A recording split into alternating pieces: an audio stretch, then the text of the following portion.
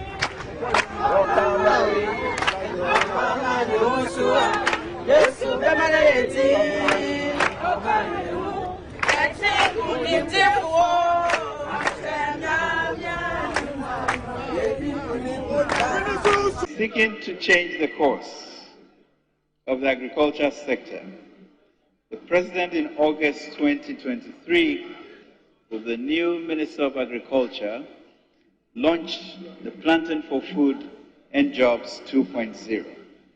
By design, PFJ 2.0 places greater emphasis on value chain approaches and focuses on strengthening linkages between actors along eligible agricultural commodity value chains, broadly categorized into grains, roots, and tuber vegetables and poultry.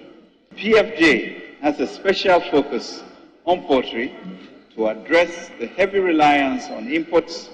Accordingly, 15 anchor farmers and 500 outgrowers in 5 regions, Ashanti, Greater Accra, Bono, East, and Eastern regions, will be selected to produce 65,000 metric tons of broilers in 2024. Mr. Speaker, the significant shortfall between demand and domestic production of vegetables requires urgent action, especially considering the impact of the recent supply disruptions from the Sahelian region. In this land of opportunity, there is very much we can do. There is much we can do even now to turn things around.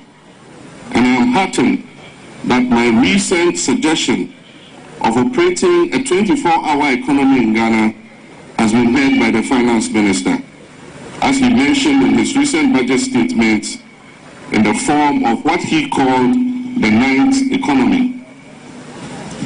However, my idea of a 24-hour economy goes beyond just a 9th economy, which is to boost tourism, as explained by the Honorable Ken Ofori-Atta. I envision a 24-hour economy where hospitality facilities, filling stations, manufacturers, construction companies, garbage collection companies, mining and extractive industries, agro-processing industries, harbors and ports, financial services, digital startups, and BPOs will operate preferably a 3-shift system 24/7 in an atmosphere of safety and security. Heightened security needed for a 24-hour economy will also provide for safer cities and thereby, in effect, boost tourism. This 24-hour economy initiative I propose will be voluntary. It will not be imposed. Businesses will be encouraged to sign up with tax incentives provided for them and enhanced security and lower electricity tariffs. After peak hours, special meters will be employed to provide what is known as time of use tariff to deliver cheaper power to such businesses during especially the hours of 10 a.m. and 6 a.m. The 24-hour economy I propose is for jobs, jobs, and more jobs. And to render it simply, Ejumano Kofi Beyebi, na Sali François Yebi, na Enyonam Ayebi, na Kote also Ayele Akano. Poultry, eye nkoko ejuma ayeye no. Emo, anwa, esichire, tomato, enye obeye num. Ye crab ye $2 billion. $2 billion any dekra sa nyoma no eba Ghana ha. Enso wo hwa Ghana so a eye nyoma ye betimi aye yankasa ewo ha. Enti ye de moama poultry fo a na e wo se enyoma poultry na ye di fi abonte ba no ye ma esote na NDC aban wo so no omo de poultry na efi amano ne ba no ye ka che omo se ansa na ye be pene ama wo de poultry efi abrochi aba no e wo se wo kire se poultry no wato efi Ghana poultry farmers ni bi asana wo de abrochi de na beka ho ye ema poultry a di fi amano ne no esote ye enso ye fi aban mu eno mo ebue kwan ebiom ama omo na nipa ne bebre a omo ye MPP fo a omo ema MPP amanyoko ne sika no omo ka poultry importers no ho enti na omo mpese omo twa poultry na efi abonten ba no ye de ye nye poultry importers poultry farmers e wo Ghana ha ena omo hu hiaye enti ne ebeye bia se omo adwuma betumpon no nyame adom NDC ba ye no mbetena ho ni asa peja poultry adwuma no na abeye krabete e wo Ghana ha 24 hours. You can buy electricity 24 hours. But because of digitalization, you can transfer money for 24 hours. You can receive money for 24 hours. There are many chop bars that are open for 24 hours. John Mahama says he has a new idea. And what is the new idea? He says he wants a 24-hour economy. 24-hour economy. He doesn't even understand that policy. Today in Ghana, our hospitals work 24 hours. Our electricity company works 24 hours. Our water company works 24 hours. Our phone companies work 24 hours. Many job bars work 24 hours. Isn't it? Today, because of digitalization, the banks, you can transfer money 24 hours. You can receive money 24 hours. Isn't it? So he doesn't understand his own policy. It does not make sense. And I want you to vote in 2024 for Dr. will bring a new vision. I will bring new policy. And we will transform this country. John is the past. Dr. Bawumia is the future. If Dr. Obama was there, we will still be having a doomsday economy. You can't have 24-hour economy with doomsday. You want to vote for Dr. Bawumia in 2024. We will take the country to new heights. Assalamu alaikum And when we pass the law, inshallah, in the next few months, we are going to make sure that it is in the law. We are going to make sure every year at least that money, the equivalent of $50 million, will be in that fund every year, so that no government can come and say there is no money for Zongo development. It will be in the law, and we will make sure it happens, inshallah. And we also promise that inshallah we will begin the payment for Arabic tutors. And inshallah we hope to do so this year in 2017 under this budget. So we are beginning to do a lot of things. We know that there is an outstanding promise also, and we will fulfill it, that we will make sure Arabic is an examinable subject in JSS and SS exams in this country. And we are going to make sure that is done, inshallah. Like today now, I'm very happy, excited seeing John. Hey, like wonderful. John Mahama in front of me. Wow. I was so excited to see him. We need John.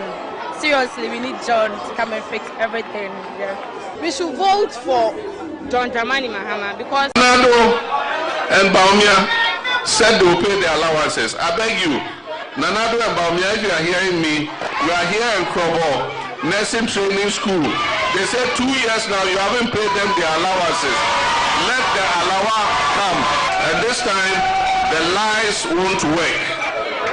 This time, the propaganda won't work. This time, the deception won't work. This time, the dishonesty won't work. The people elected you to serve them, not to lord it over them. And so one of the things we don't want to see in the next NDC government, we don't want to see arrogance. The people are suffering, and so you must be missed. We don't want to see people driving Rolls Royces and things when people cannot get food to eat.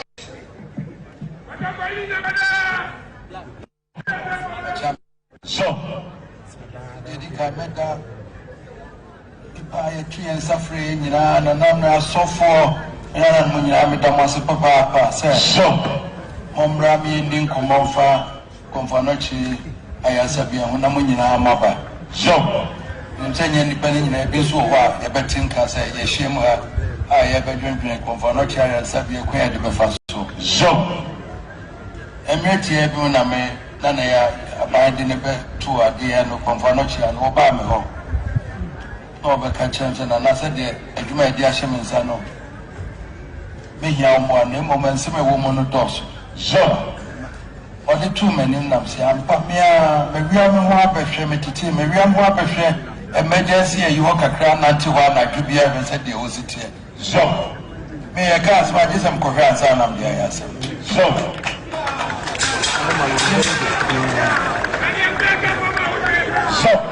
me bawa na you be do me no be benanti am ba ben brain. So, I'm saying to a kind I'm say, me hu be visa, no say block no dey accept cry. So, as man can chere I'm say we am ho ba house benanti house kakra. So, na me hu asema e dai so. So, confirm not here the two no one yare than confirm not here yare. So, Obi come for 1 year that didn't in the to know the warrior. So, if we catch and say, quite be a befast one, minimum man for a baby, near a poor my, you know, or see. So, there are Sabies, I'm passing no Kumasi. So, and so check Ghana more, offer Dunsi and a mood do me no there. I hear for a woman in a honey. So, offer a Namokasa and Regency. And would do me no dear, a bar. So, and so may fair no a yenim graciam yenara. So, what you want to so, I made the American campus, I come in and Nantimuka cranny who dear once, Nasiabaka Bibiayaka. So, yet here you will not say this city. That I have Papa and you nipper demona aiming queer so. Why a number is you a tattoo bashir. So, that day in a boxing. Emergency one I see in Africa, also sanity. So, Paminunia at the Biazamba honey at ever. So, one might decamp by Evno and what it is. Yes, yes, yes, yes, yes. The only area done, the area, so, Doctor Sawo, if you have figure credit, you are running and so much ever. So, about the Babasra for Rudy, see a walk, coming from a cop, about a dynasty. So, we know not to. So,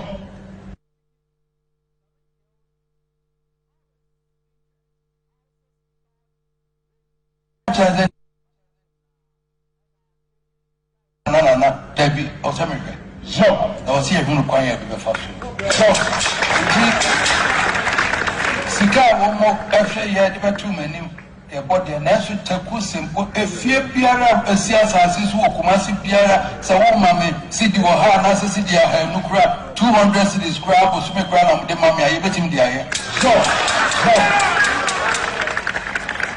a fear Pias was if young and I am media. So, a fear Sias of Wissy Bant, a fear Piara Baku, now catch him said, Busumi Piana, Asbitia, yet remember 200 cities, crab. Near the total 1 year, you bet him there. So, that's it, and Rawa, a charmless member. So, and take a friend, my neck as attend him and bear of a Fedibia, and once a name say a hospital in Egu, you didn't say hospital, not say, you didn't say, and yet a work we are so, or see a required to pay. So, so, when you have a couple of potential, I didn't work we are so, I say, so.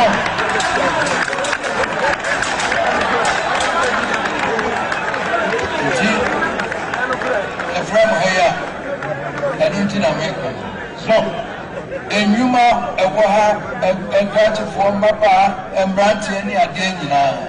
So, young was here young to 1 years out. So, and it's in a frame. So, and tea, and I were funny and be a hair or him a foreign in our principle. Secondly, here, one more nipper. So, cement a airport where I got to Oma for Nipanina. So, that's a good way. And then next year was here 50 years near you. So, and now, woman, Missy Babu magic, woman, 100 cities magic, and China, Massa magic. So, yeah, dear Goom, yes, I have a guy. So, as my dad said, it's mommy and yam, Renia, yeah. Mutakata never says sit down with you. So, and she says, no, the one, yet 3 years are prophecy and a down hoarding. So, the moon I say. So, and I was there, and then it's and no anti framework because me, I'm a because me, I'm the two months when that so, as we know, any idea is Kumasi, may not free Semuba and one of you. Somebody will ask me, what is the dollar equivalent? I will take you to the dollar numbers. The figure, and when you look at it, in any way, there's something terribly wrong at the Ghana Cocoa Board that we should all pay attention to. The figure, all of a sudden, Ghana Cocoa Board is turning themselves to the Ministry of Roads and Highways. The figure, if they have money and they want to assist in the construction of roads, they should give the money to the Ministry of Roads. They should give the money to the Ministry of Roads for Ministry of Roads to do the figure for your information.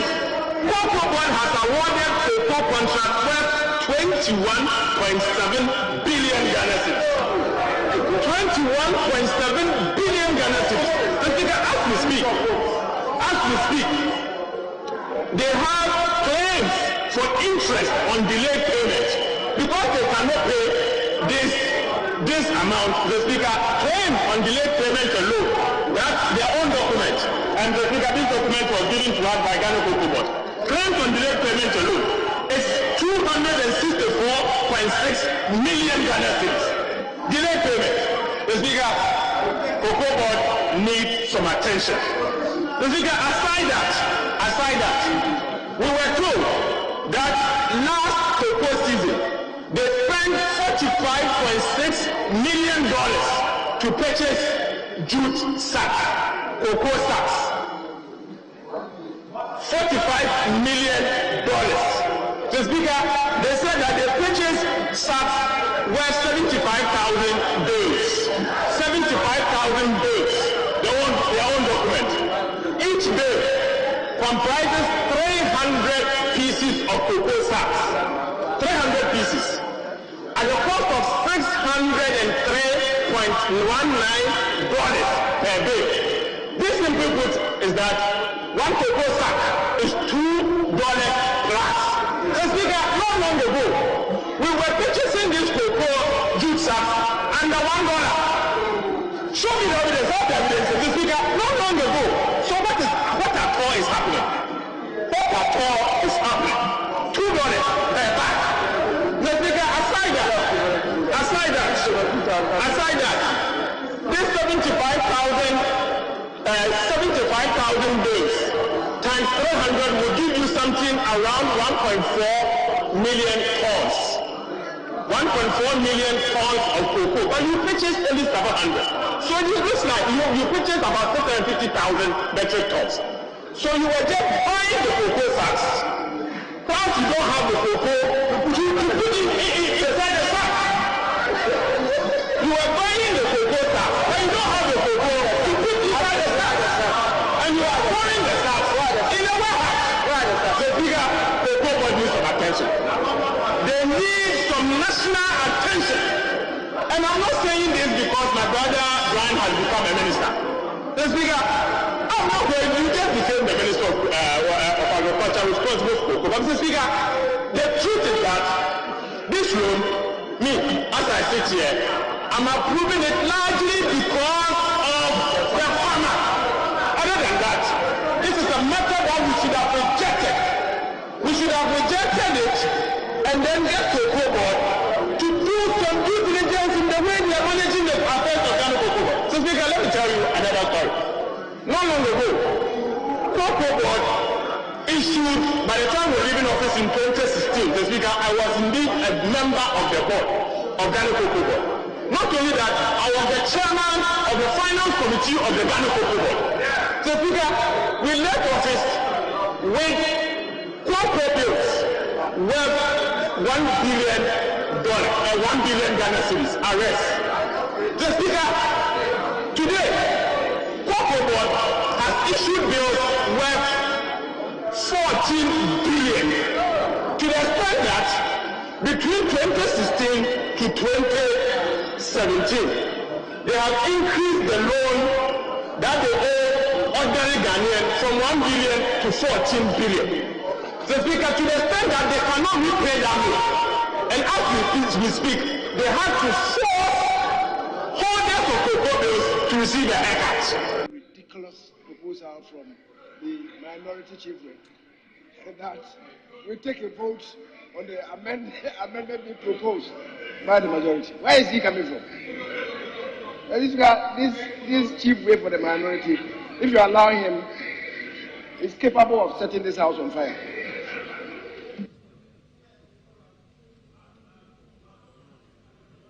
Honorable Kudjo, are you prepared to? From the minority front bench. If they want to reduce this debate to the past Mahama and the future Bawumia, they should say so. We are ready for you. But all these attacks, you have no focus on this budget. You want to attack Bawumia, bring it on. We have your Mahama. Bring your Mahama on. We'll take you on. Bawumia represent the future. You don't know that? Bawumia represent the future. What did your Mahama do? We are waiting for all of you. Mr. Speaker, I don't understand. We are waiting for you. What did you do in your 8 years? What did you do in your 8 years? Kudjo is ready to debate. You will hear him. You will sit down and hear him. You will see what he will tell you. What did you do in your 8 years? What did your Mahama do? What did your Mahama do? You want to compare your Mahama to Bawumia, the future of Ghana? We shall see. We're ready for you. Mr. Speaker, let's leave them to the past. I want to engage Honorable Ayariga further on his petition so that if you so desire, tomorrow we may make progress on his petition after we're done with the debate. So, Mr. Speaker, as you have pronounced an adjournment of today's proceedings, to give Honorable Kudjo the opportunity. And then all of a sudden, the deputy majority leader is making his submissions. Yes. Firstly, let me just deal with a factual inaccuracy. Because in this chamber, I do know that, Mr. Speaker, you encourage a lot of intellectual debate based on facts. You can have your different opinion, but you cannot have different sets of facts. Madam Deputy Speaker, Madam Deputy Minister, you said that you have a track record in election year expenditure. For the record, in 2016, go and read the updated data. The deficit was about 6%. Mr. Speaker, I refer to the IMF Ghana decision May 2023 document. I refer to page 36, table 2A.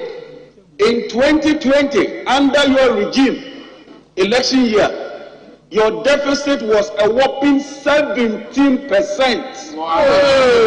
It has never happened, Mr. Speaker. And in that year, no country had that deficit of 17%. Wow. As if that is not enough, Mr. Speaker, 2021, overall balance deficit 12.1%. 2022, 11%. So you are doing double-digit deficits. 2020, 2021, 2022. And that deficit, when we say deficit, it simply means your revenue against your expenditure. When your expenditure is above your revenue, you get a deficit. You finance that deficit by borrowing. And by borrowing to finance that deficit, you accumulate your debt. That is why, Mr. Speaker, by 2022, our debt to GDP was 98.1%. Mr. Speaker, this is their track record. This is their terminal report. Mr. Speaker, having dealt with the factual inaccuracy, let me come back to my real substantive debate. Mr. Speaker, I have in my hand here annual GDP. Unfortunately, now they've done almost 8 years. So you can compare NDC 8 years and MPP 8 years. And Mr. Speaker, I can table this document before the table office. I can even give a copy to the majority side. I made 3 copies. From 2009 to 2024, annual GDP. If you strike the mean, which is the average is 5.4. I've then broken it down. If the majority leader wants one, this is another copy. From 2009 to 2016, 8 years of NDC. The average growth rate, in terms of real growth, not nominal growth, was 6.475%. So it means that over the 8-year period, on average, we're growing the Ghanaian economy by 6.475%. Now I take MPP 2017 to 2004, and in the 2004, I use 2024. I use your own projection of 2.8. From our 6 point something, by the end of 2024, you'll be growing the economy on average by 4.3%. 4.3. And yet, Mr. Speaker, we handed over 3 oil fields to this government. We handed over ESLA levies to them. They've gotten over 20 billion from ESLA levies. But Mr. Speaker, like I said, this game and this debate is based on what? Facts. Now where we are, they want us to believe that they are in this mess and in this difficult moment because of what? COVID. Fortunately, Ghana is not an island.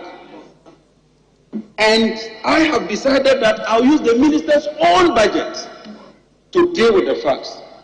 Mr. Speaker, if you go to paragraph 49, table 1, global economic growth rate. This is the minister's own document. Yes. It's provided Africa's growth rate on average from 2018 to 2024. It's even provided sub-Saharan Africa. Because when you take Africa, Egypt, Morocco, Tunisia can mask it. So normally you take sub-Saharan Africa. Mr. Speaker, he himself has provided us countries to compare with. Ethiopia, in 2022, this is post-COVID, they grew by 6.4%. Rwanda, 8.2%. Kenya, 4.8%. Mauritius, 8.7%. Nigeria, 3.3%. Ivory Coast, 6.7%. Ghana, 3.1%. Mr. Speaker, if you take inflation, this is the minister's own document. Ethiopia, for 2022, 26%. South Africa, 6%. Rwanda, 13%. Kenya, 7.6%. Mauritius, 10%. Ghana, 31.9%. Mr. Speaker, if you take consumer price index, they say, and yet, Mr. Speaker, gold is at an all-time high of 1,800 ounce from 1,200. During our time, it was 1,200. Today is $1,800. Cocoa beans was 2,000 during our time. Today is 3,200. Crude oil was 54 during our time. Today it is $84 per barrel. Mr. Speaker, and yet, look at their outcome. Mr. Speaker, there's a popular saying that unto whom much is given, much is expected. Mr. Speaker, table 6. This is the budget. This is not my statement. Page 19. ECOWAS rationalized converging criteria. Budget deficit, we failed to achieve it. Inflation, we failed to achieve it. Gross external reserve, we failed to achieve it. Nominal exchange rate, we failed to achieve it. Public debt to GDP, we failed to achieve it. This is their record.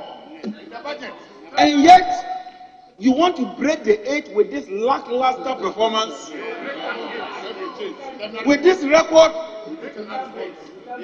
the minister tells us that he has turned the corner. You can only turn the corner into opposition with this kind of performance. You might have turned the corner, but you have turned the corner certainly into opposition. Mr. Speaker, this budget provides us with some very interesting information. He himself, the minister, says that cumulative depreciation has been 25.7%. If you want to measure how a government is doing well, the first thing is the rate of borrowing. When the minister came here and told us that he has turned the corner, he was borrowing at 18.5% as at March 2023. Today, having turned the corner, it has increased from 18 to 30%.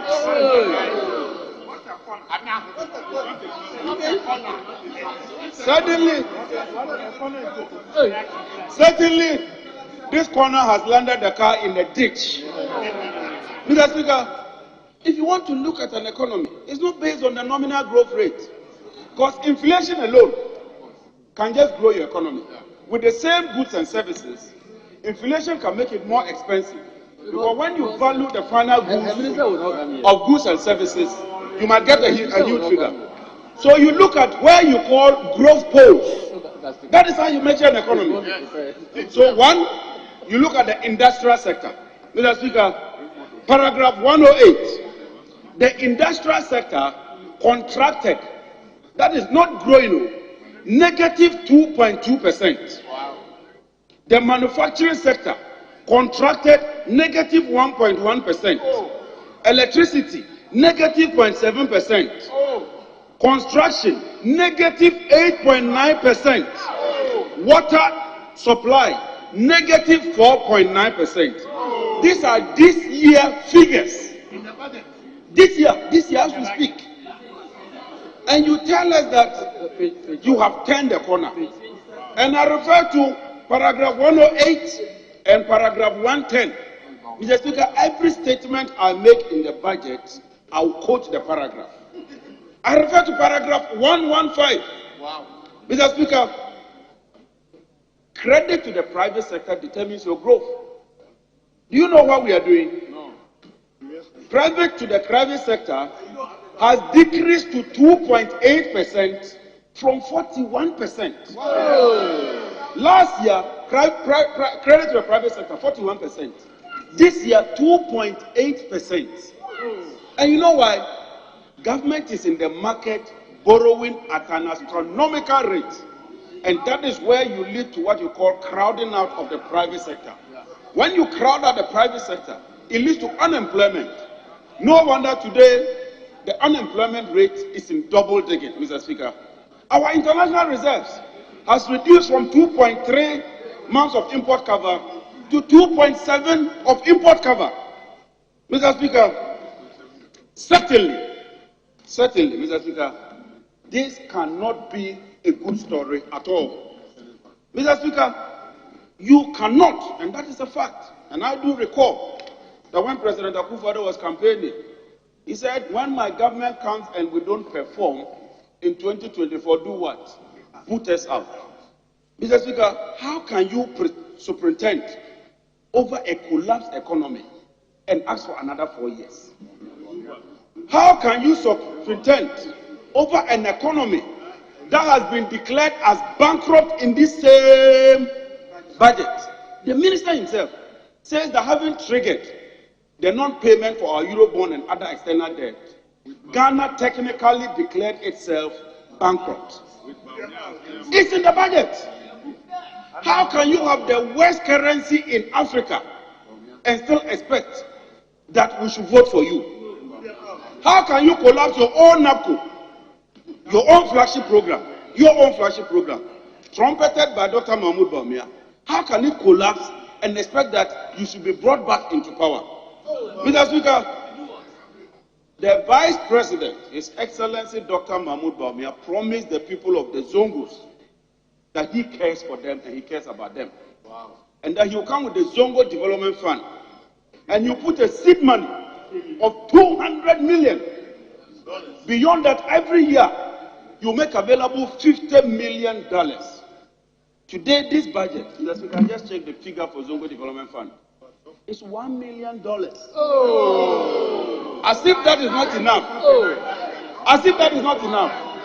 The $1 million will be used solely for goods and services. Capital expenditure, zero. So the people in the Zongo, if you expect that you get even one block or one cement, what they are rather going to do is to buy ink, pen, photocopy, printing, tea, biscuit, chocolate, ekwebemi, amuslo, and all those things. This is the true state of the Ghanaian economy.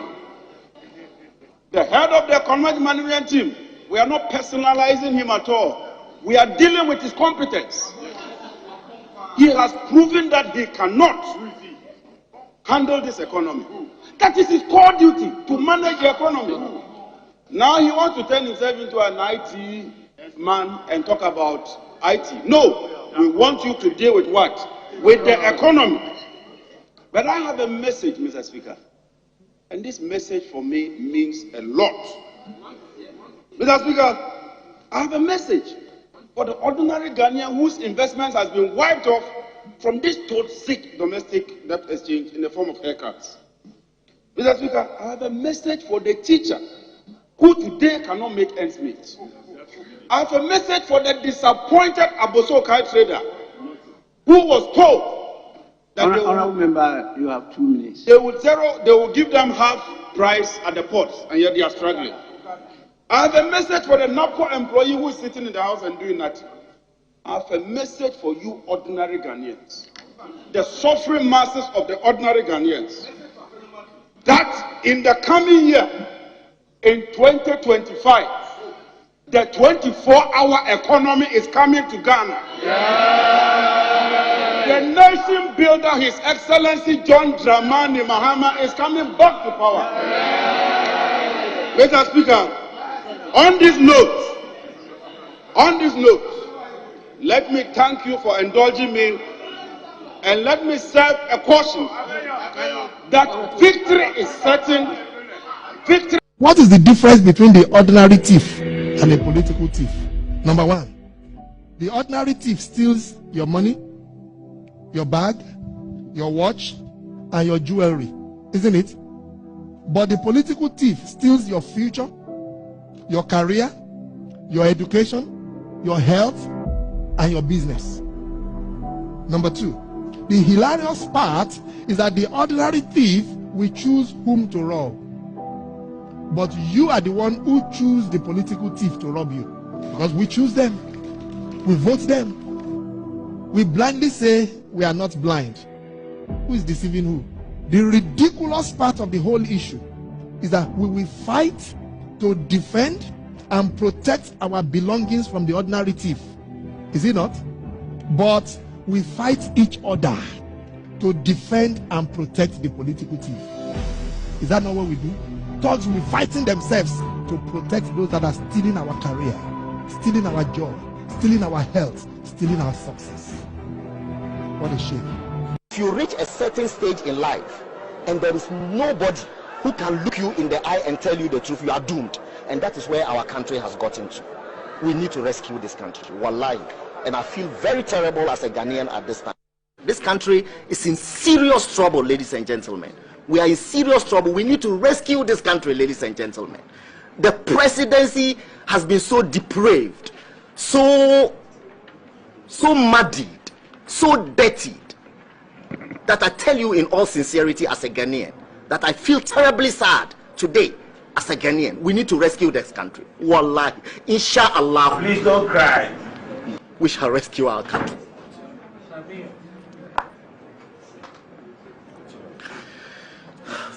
Government is broke, government is broke.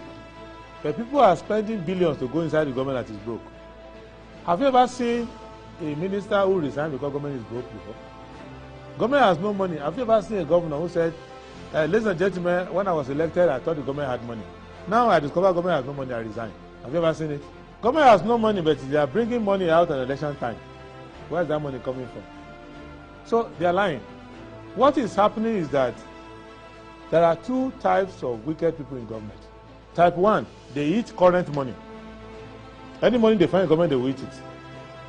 They are wicked about that one. There is type 2. Type 2, they eat current money and future money. They will say, my term will end next year. When I leave, how will I eat money? Let me borrow money now and borrow money of the future and eat it now.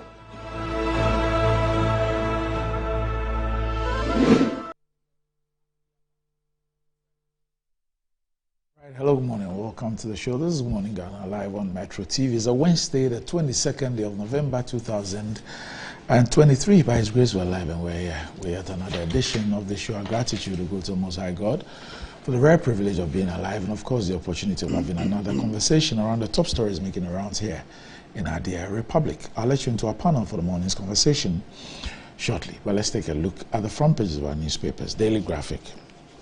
Maintaining fiscal discipline. Ghana First. Dr. Sumin challenges citizens at Graphic Business / Stanbic Bank meeting.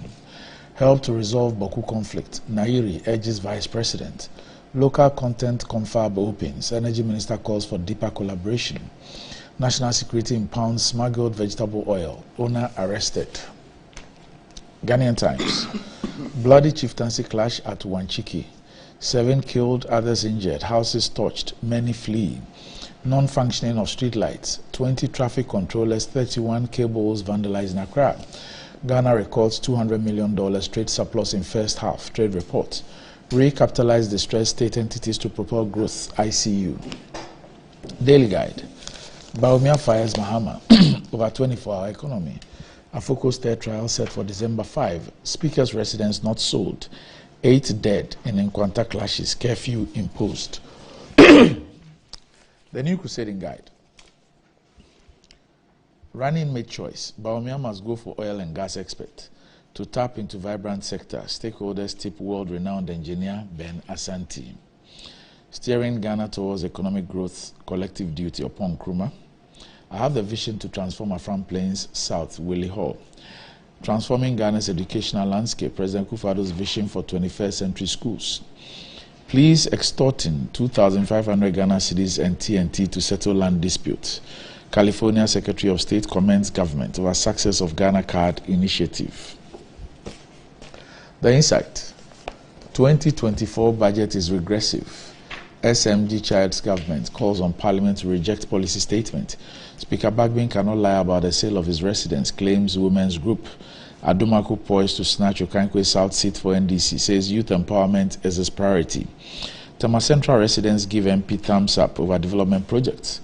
Israel has committed unprecedented genocide against defenseless men, children and women in Palestine with the US backing. The Informer: Bawumia challenges Mahama on track records. Alan Boy spits on MPP constitution, describes it as poorly written. Teacher union backs licensure exam. Sam George begs for rebranding after stoking religious war. Ghana-Italy trade relations deepens as Germany marvels at Ghana's food market. Religion, a human construct that needs to be regulated. The Inquisitor: NPP firing of Gang of Four. Thumbs up for JFK over his bold statement. Bagbin rebukes IMF over alleged pressure to pass some bills under certificate of urgency. Bantama politics: it's unthinkable to downplay Asenso Boachi's achievements. Boss is Energy Personality of the Year. Clock sack faults appointment of party boys. 7 years on, these issues come back to the front burner again. The Herald: Cocoa Board abandons $25 million solar torchlight deal. CDS and Army commanders' official residence sold. Government star witness forged in court report to Nelo Puni, court told. Imperial Homes caught up in $270,000 fraud case. The Daily Statesman: Experts rebuke Mahama over populist promise to scrap teacher licensure exams. Bawumia skinned Unity Chief by Agbonwura. Information Minister rallies collective support for 2024 budget. National Youth Authority: President to declare 2024 as Year of Youth. The Ghanaian Publisher: Gonja overlord and skins Bawumia Unity Chief. Information Minister calls for collective responsibility towards economic growth. MPs back Electrochem, urge Adan youth to stop the lawlessness. J.K. Hogo, CEO grabs oil and gas award. Coca assesses the significance of Ashanti to NPP. Grassroots want Brian to partner Bawumia. The Custodian: Bawumia mocks Mahama on 24-hour economy. Let's all contribute to economic rebound upon Nkrumah. Strong NPP running mate from Ashanti will counter NDC and Alan Coca. Gonjaland King and skins Bawumia as Unity Chief. Boss MD tops all in energy sector. The Finder: all hands on deck. Needed to execute 2024 budget upon Nkrumah. Yagbonwura and skins Dr. Bawumia as Chief of Unity.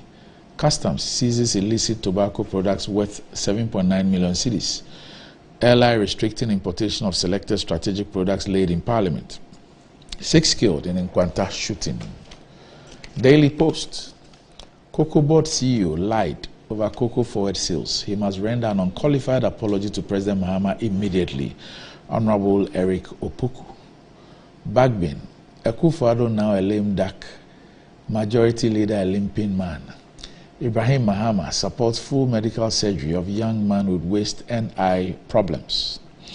Ghana has a huge food market for investment. Fair trade boss. And that's about it for the front pages. We'll be back shortly.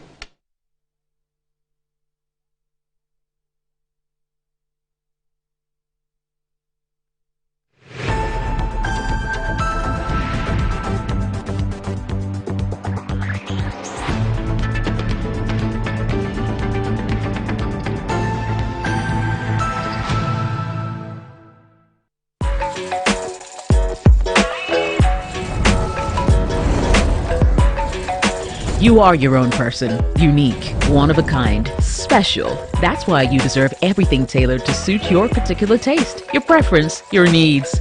Just like MTN Just For You. You can get customized offers tailored to who you are. Dial *141# or use the MyMTN app to get to choose from a variety of offers made just for you. Enjoy the fruits of your labor, they say. But as humans, aging and physical infirmity stands our way of enjoying our mansions and homes. It often becomes challenging, if not impossible, to use our stairways day in, day out. With portable American pneumatic vacuum elevators, PVs, you are assured of unlimited enjoyment of your mansions and homes. It's a self-supported elevator for vertical movement of humans and goods at homes and offices. The original comes in 3 custom-made models with wheelchair accessibility. Call it luxury, but it's a necessary imperative for vertical mobility. Do not let aging or infirmity limit you. Get one for your easy vertical mobility at home. It's affordable and can be installed in just 3 days without modification to your existing building. It's however easier to incorporate it at the construction stage. We also have traditional Fuji elevators and escalators for your high-rise buildings and malls. Visit Lifts and Elevators Company Limited at Sakumono for your elevators nationwide. For free consultation to call or WhatsApp us on 0200-535-515. Lifts and Elevators, the elevator people. Ready for something refreshing and great tasting? For your kids' enjoyment? Angel Cola. For your graduation enjoyment? Angel Cola. Beach hangout? Angel Cola. For all your refreshing moments? Angel Cola. For your parties, get-togethers, events, and celebrations, enjoy a chilled bottle of Angel Cola. Radio Grandma, today is your day. Over to you. Thank you.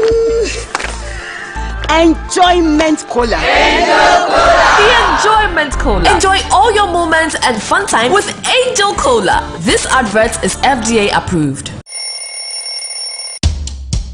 Anti-cavity, gum protection, brighter teeth, and fresh breath.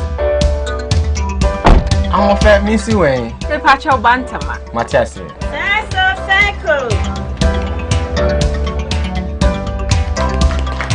It's her smile, the fresh breath. Me, Gidi said we use Cal 360 toothpaste. Some kind. Cal 360 toothpaste. That's here. Cal 360 toothpaste. It's a gum protector. Onim Jom Kasan. Kile Hossein. Cal 360 did the way. It's cool mint. Gives me fresh breath and your confidence booster. You will see so feeling when you know Cal 360 toothpaste. Happy smile. Cal 360 toothpaste, anti-cavity, gum protection, brighter teeth, and fresh breath. Cal, happy smile. This advert is FDA approved. In life, choice is good, but choice plus safety is way better. Your safety and comfort is paramount. Under the cylinder recirculation model, you can buy LPG in a safe environment. All cylinders are inspected and maintained to the best safety standards, so your safety is assured. Just take your empty cylinder to the nearest exchange point and swap it for a filled cylinder. Different cylinder sizes will be available to meet your pocket size. Imagine cooking in a smoke-free environment. This will improve the health and well-being of you and your family. Choose LPG in a safer model of distribution. Cylinder recirculation model, securing your safety, creating more jobs. A message from the National Petroleum Authority under the patronage of the Ministry of Energy. My son, there's more blessing in giving than receiving. When you fear for you and couple the makers in The pneumatological abrasion of the Lord revealed unto me this night that me and my household should go out into the world and bless the world. Makers Electronics Company Limited. I'm up to 67% discount. Our selected appliances.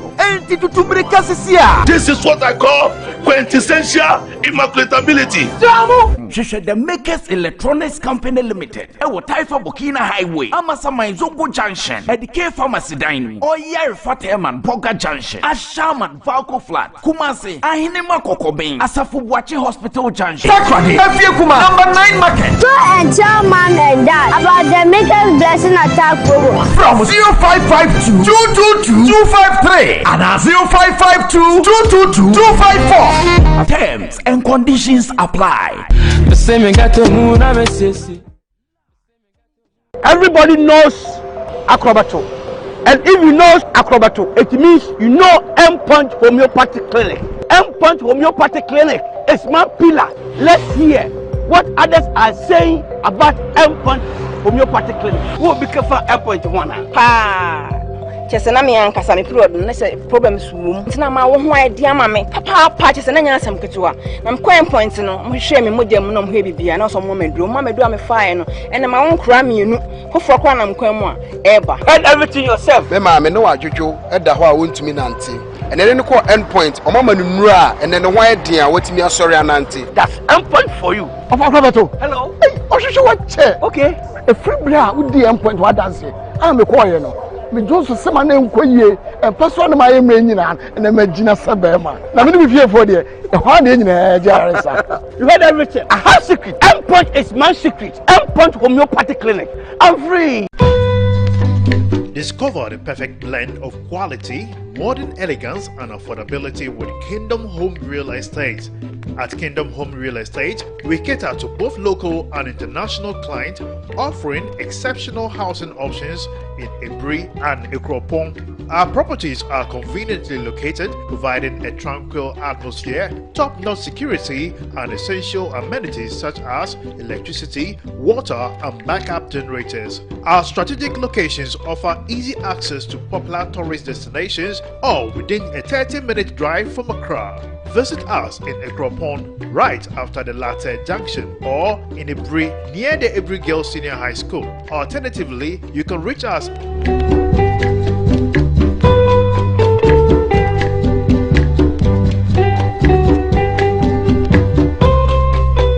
Kingdom Home Real Estate, where your dream home becomes a reality.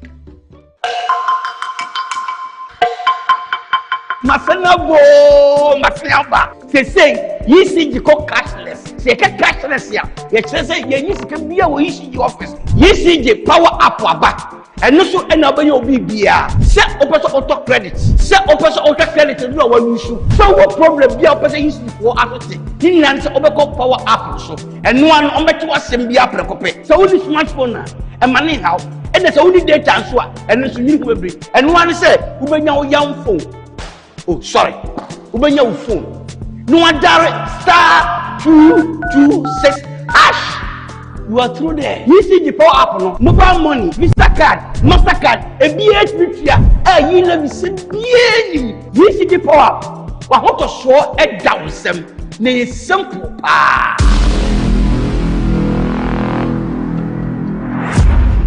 Inside Black Star Press Limited, grow inside the invective minds, evolving concepts and the creative trends. The printing press you need now. Witness the beauty, diversity, and natural wonder with our works.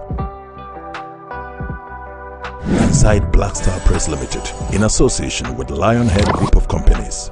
Call us now on 0200-880-000 for all your print works. Black Star Press Limited, a worldwide reputation for quality printing.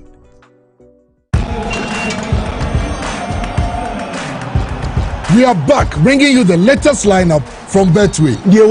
Betway starts strong with their front two with Free Play Friday and Swipe Bet. In the middle, you've got all the control with Cash Out and Build a Bet. Plus, with Win Boost, you can boost your sports bets. At the back, they have Smart Picks and the Partial Daily Jackpot.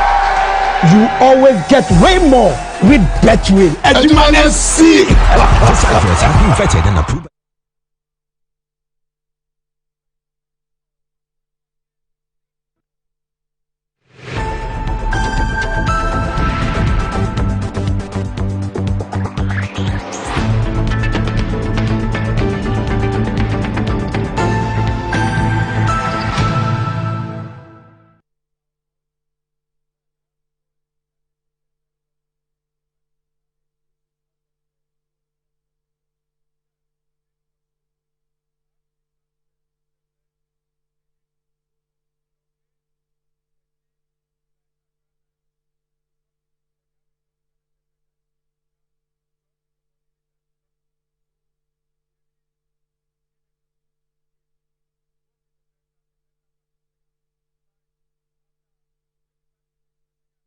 Right, welcome back to the show. If you just joined us, this is Good Morning Ghana live on Metro TV. With me on the show this morning, I have Kwesi Pratt Jr., who's the managing editor of the Inside newspaper. Kwesi, good morning.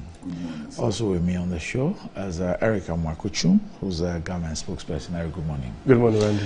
Right. So let me start off with some interesting news from MTN.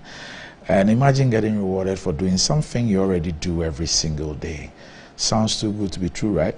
Well, that's exactly what Momo Season is all about. There's something for everyone. Download the Momo app on Play Store or App Store and use Momo Pay for your day-to-day transactions to a merchant either through the QR code or merchant ID and stand a chance of winning 1,000 Ghana cedis weekly and other amazing prizes. Our merchants are also not left out of the reward. Receive payments and win. Keep using your Momo Pay on the Momo app and get rewarded. There are lots and lots of exciting prizes for everyone. So what are we doing today? Transact more with Momo Pay and more points and win big this Momo Season. Visit Momo Merchant application.mtn.com.gh for your Momo for business account today. It's Momo Season, so just Momo it with Momo Pay.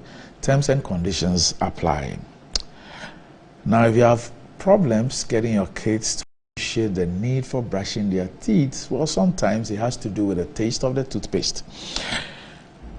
But Kale Kids toothpaste flavored with strawberry that gives a perfect taste for kids and makes them develop a personal attitude and love for brushing teeth always is here to help you out. Kale Kids toothpaste protects child's gum, prevents cavities and makes the teeth strong and healthy with freshness all day. Kale Kids toothpaste is recommended for children between 2 and 6 years and is a product from Samara Company Limited, producers of Sasso, and is approved by the Food and Drugs Authority. Kale Kids, happy smile.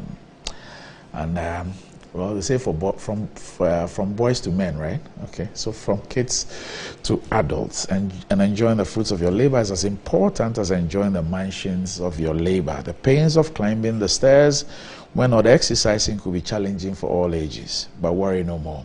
Lifts and elevators have got you covered with the best portable American pneumatic vacuum elevators on the market today. It's a simple self-supported elevator for both homes and offices. And guess what? It can lift your goods too. Wheelchairs can fit in and they come in 3 custom-made models. It's affordable and can be installed within 3 days. Visit Lifts and Elevators at Sakumon or just call them on 0200535515 or send a mail to elevatorsgh@gmail.com for consultations and the best solutions in easy vertical movements. And let's talk about alternative medicine. And I want to speak to you about Amen Alternative Medical Hospital. It's one of the best alternative medicine hospitals in Ghana. So for all your health consultations, counseling, physiotherapy, homeopathic medicine, Amen Alternative Medical Hospital has the best for you. There's a nice herbal and homeopathy medicine in Ghana. They have the best medical practitioners from KNUST with a state-of-the-art medical equipment curated for your need. The most obscure ailments can be diagnosed and taken care of. Amen Alternative Medical Hospital is at Klagon on the Lashibia Sherman Road near the Underbridge from Monday to Saturday at 7 a.m. They open from 7 a.m. to 5 p.m. and on Sundays they are open from 11 a.m. to 3 p.m. You can reach them on 0207-229-505 or 0244-227-192 to book your appointments. Amen Alternative Medical Hospital, God is the healer. All right, so Kwesi, the debate on the budget has started in Parliament. However, there's something which happened on the day that the budget was read in Parliament. And the next day on the show, we played that video and it was a discussion here about something that transpired at the premises of the Ministry of Finance after a reading of the budget.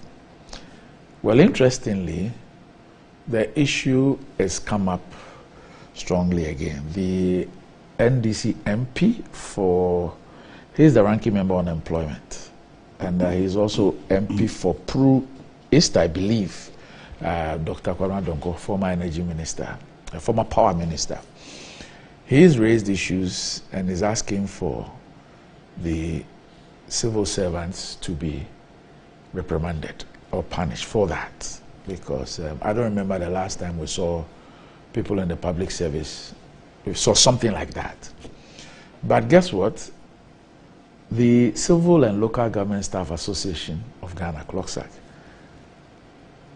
has responded to the Member of Parliament. So let's watch what actually happened, and I'll tell you what the MP said and what Kloksak is saying, and we will look at this issue once again.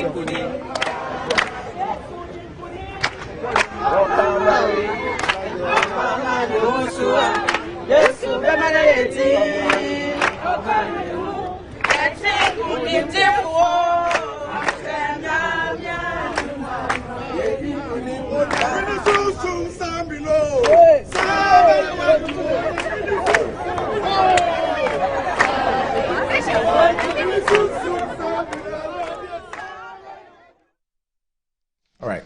So that was what actually happened. And for those who watched the show last week, you saw this video and, of course, our discussion on it. Now, the MP, Dr. Kwabena Donkor, he's a ranking member on the Employment Committee of Parliament, and is described as unfortunate the scenes at the Finance Ministry where the staff had welcomed him with songs with with songs of victory and applause after the 2024 Nkunim budget reading, and he said the staff must be called to order. Now, this is a response from the Kloksak, the Civil and Local Government Staff Association. It says the Civil and Local Government Staff Association Ghana, Kloksak, since 2017, had issued series of press releases and even wrote officially to the presidency, condemning the appointment of personal assistants, PAs, who were made to encumber civil service positions in the Ministry of Finance and are paid better remuneration than that of the ordinary civil servant.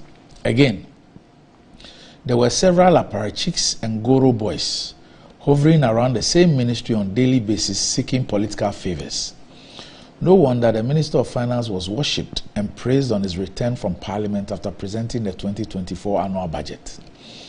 Honorable Dr. Kwabena Donkor, ranking member on the Employment Committee of Parliament, condemned Ministry of Finance staff for cheering the Finance Minister, Ken Ofori-Atta, after the 2024 budget as cited in a video clip.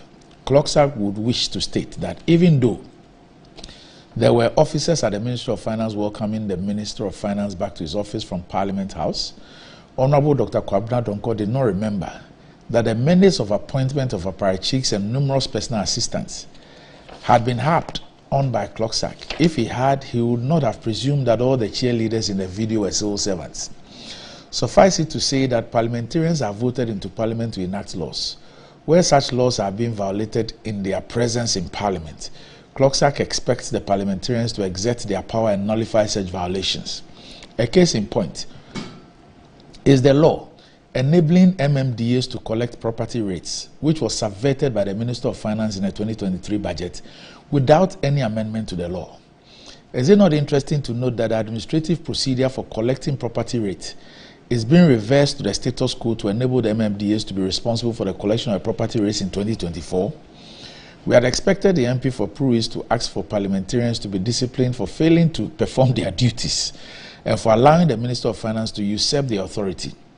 In this murky environment, no attempt should be made to sacrifice ordinary civil servants. If a Minister of Finance on his return from Parliament after presenting the 2024 budget got his apparatchiks, personal assistants, Goro boys and foot soldiers to cheer and praise him, now who Kosam? The outcry of Clocksag on the appointment of apparatchiks and personal assistants to encumber civil service positions had fallen on deaf ears.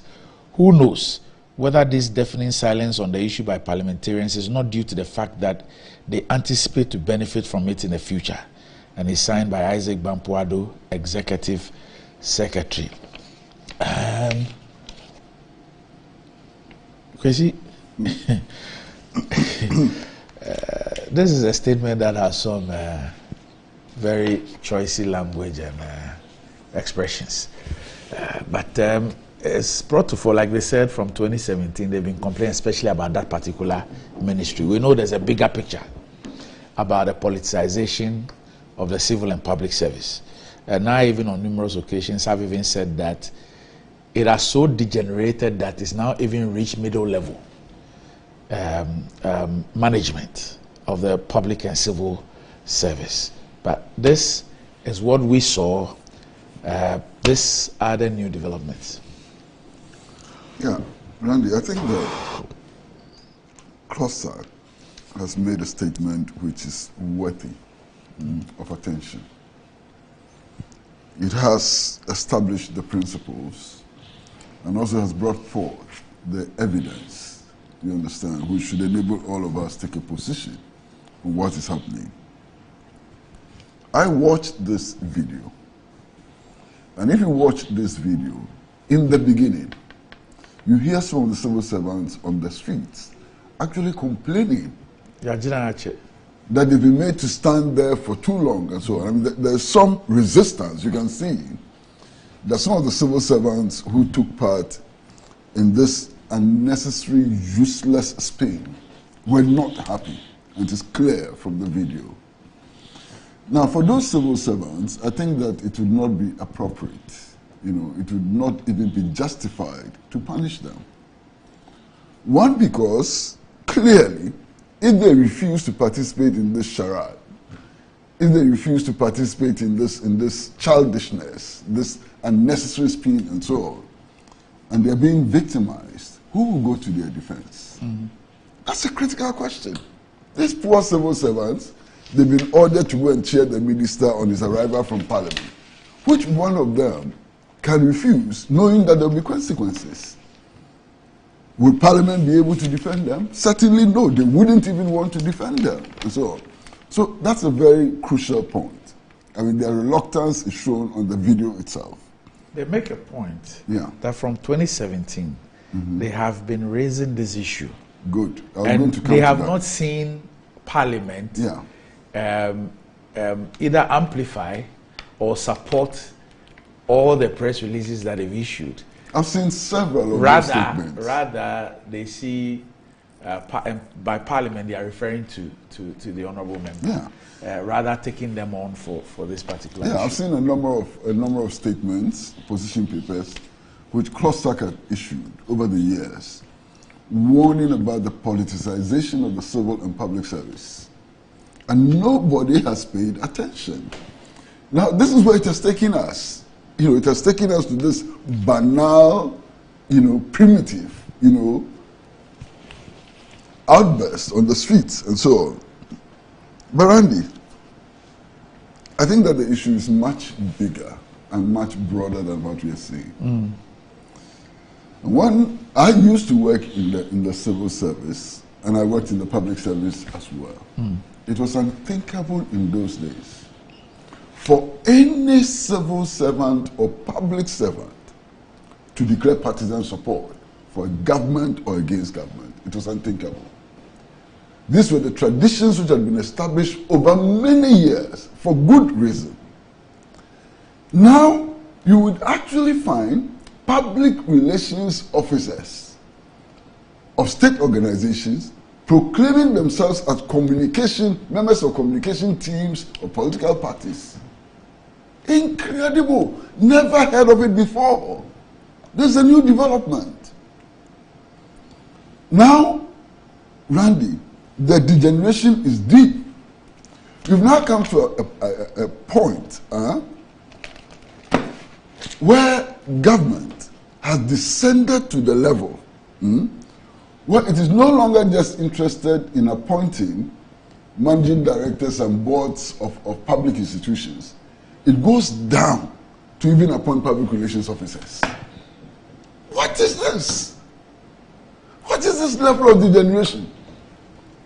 So, if this trend is allowed to continue, we will soon get to a point where even the appointment of messengers and clerical staff will be based on their party affiliation. I am deeply worried about these developments. Already, they have created a huge problem in the security services, and I am sure that you know the kind of problem we have created in the security services. To the extent that now, if you go to the security services, you will find what is described as NPP police and NDC police. What is wrong with us? And in fact, to be honest, the thing which I find most distasteful is the fact that somebody or some people believed that this childish demonstration in front of the Ministry of Finance will convince the people of Ghana that their lives are better today than it was before. How did anybody think so low of the Ghanaian people? How did anybody think that we're so gullible that if you got 40 people to stand in front of the Ministry of Finance and sing praises of the minister, the budget will be accepted? Ghanaians are not that gullible. Ghanaians know what is good for them. They can assess their own standards of living. They know whether this budget is good or bad. And it doesn't take this useless demonstration, to convince anybody. Whoever put this together must have a very low opinion of the Ghanaian people. Whoever put this together must think that we, the people of Ghana, have no brains in our head. And it is this insult that I detest most. This is most insulting. Unacceptable, clearly unacceptable. And the minister is happy. He joins them in dancing and singing. And so I said, what kind of minister is that? It's so sad. I mean, this law is a new law. I mean, we've had many laws in governance and so on. But this is a new law, very, very low level. And I'm ashamed by it. And Randy, I fully agree with Cossack. They've been sounding the alarm bells for a long time. Nobody has listened to them. All of a sudden, there's a call to go and punish innocent public and civil servants. Those public servants are innocent. Let me hear you. Well, I mean, good morning to you. Good morning to Uncle C. And then also the viewers of Metro this morning. To be honest with you, I feel that these are some of the things that happen, if you like, even spontaneously.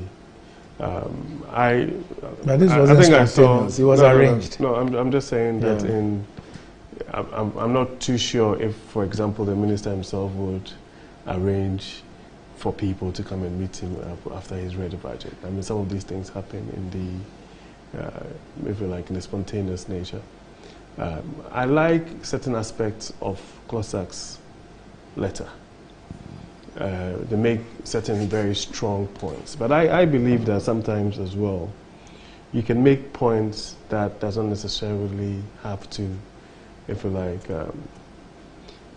injure people's personalities by conjecturing that somebody has done something wrong.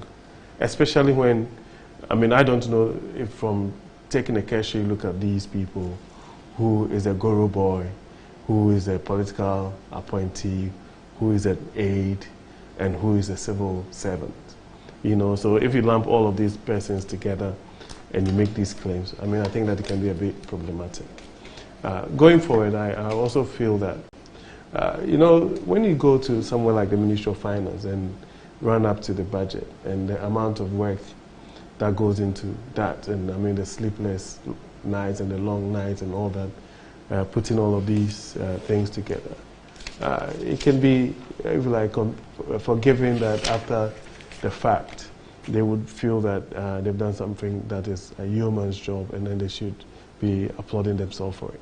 As far as I'm concerned, this is really a very, very, I mean, trivial matter that has happened at a particular ministry. It didn't hurt anybody as far as I'm concerned. But then, if we're being very candid with ourselves in terms of what Klosag is saying, then I think that we need to, I mean, investigate properly. It cannot be the case that it's an MPP administration that has come into power and persons that are politically affiliated have been given certain roles and responsibilities within ministry. I don't want to mention names, but there's been examples of NDC persons who were serving as communication directors and PR persons at various ministries. We saw that in the last NDC administration. I don't think that is a new phenomenon. If something that, like Klosag is saying, goes against the laws, then, I mean, it's also incumbent on Parliament and all of us to come to the table and say that, listen, these things are not things that are actually inuring to the strength of our public and civil service, and we should do something about it. But I don't believe that this is a major conversation for us to even be belaboring the point on. But I believe strongly that let me just make public and civil servants who line up in front of a ministry, a major ministry and Minister of Finance, after the reading of a budget, to do what we saw on TV is not an issue to talk about. No, I have commented. You even said belabor to talk about. Yeah, but so we made the point, but I'm just trying to move into the next point. It's the most ridiculous thing I've seen as far as the public and civil service is concerned in Ghana. No, Randy, I was making the point that yes, the issues that have been raised by Klosag. Yes. I mean, you know my orientation. I'm not going to sit here and say that if they're saying things that are happening that are untoward, we should accept it. This particular incident has happened. You can call it all you want. As far as I'm concerned, yes, it doesn't look like it's one of the things that traditionally a civil service will do. But then the most important things are the germane concerns that have been raised by Klosag, and I feel that as a country, as a people, especially if it's being led by Parliament, to get to the bottom of it. Even Kwesi made mention of issues within the security agencies and all of those. So these are things that should be of concern to us. Do you understand? Do you know what this portrays? It portrays the degeneration that I was referring to. That it starts from a certain point, and then you look on, then it moves, it moves, it moves. Then now it gets to the ridiculous point. It starts with, and you see, we have discussed this issue in many ways. One of them is even being about how the constitutional provision of giving contracts to people who have reached retiring age, yes. As far as the public service is concerned, especially the public service is concerned, has been abused. Where if you speak to the framers of the Constitution, you go and read the documents leading to the enactment of the Constitution, you will get the spirit behind some of these enactments, where you would see that, for example, the issue of contracts has to do with people who have some skills that you cannot find within within a period, and that's why it says that you can give them 2 years. If after the 2 years you still think that you still don't have people, another 2 years and then 1 year, believing that at most by 5 years you should have been able to get people with the requisite skills to take over. Now, what do we see? Now, it starts with people who have reached their age, and it is not on the basis of some exceptional skill, but then they are given those contracts. These things go on unchallenged. Then now, where are we? We've got into a realm where people from the outside, with virtually no skill as far as the running of those organizations are concerned, are brought in. When they themselves have reached those ages, they have retired and they are on SNP pension or pensions from somewhere in Europe or North America. And this law is applied to give them contracts to work in the public service. So that's how it degenerates. Then you have a situation where you now have top level management, people being appointed there, and it goes on and on and on, and we all look on. Now it's reached middle level management, where now you are having political appointments even at middle level management. And that is how it degenerates. Then the issue of this issue of personal assistance, they are in the public service, they are on a different compensation package and all those things that these people keep, Clocksack have said that they kept raising from 2017, especially under finance ministry. So they kept raising those issues, what they call apparatchiks and Goro boys and everything. Now, this is where we have reached.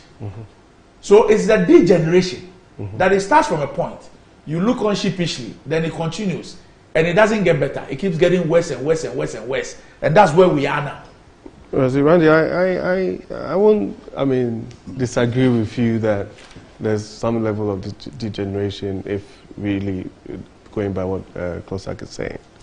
But then we also have to look at the issue even from a holistic standpoint, where within the service itself, if you walk into the service yourself, within 3, 4, 5 hours, you find a couple of people coming to you and say, oh, me, I'm an MPP person, or this person says I'm an NDC person, and all of those things. And that within that particular arrangement, the whole concept of having a public service that is supposed to be, if you like, apolitical, that is serving the people, basically is lost. And it's based on maybe some of our own doing, whereby people are tagged, even sometimes they're not even NPP or NDC, but people want to have some kind of, if you like, benefits, and then they will tag all these persons.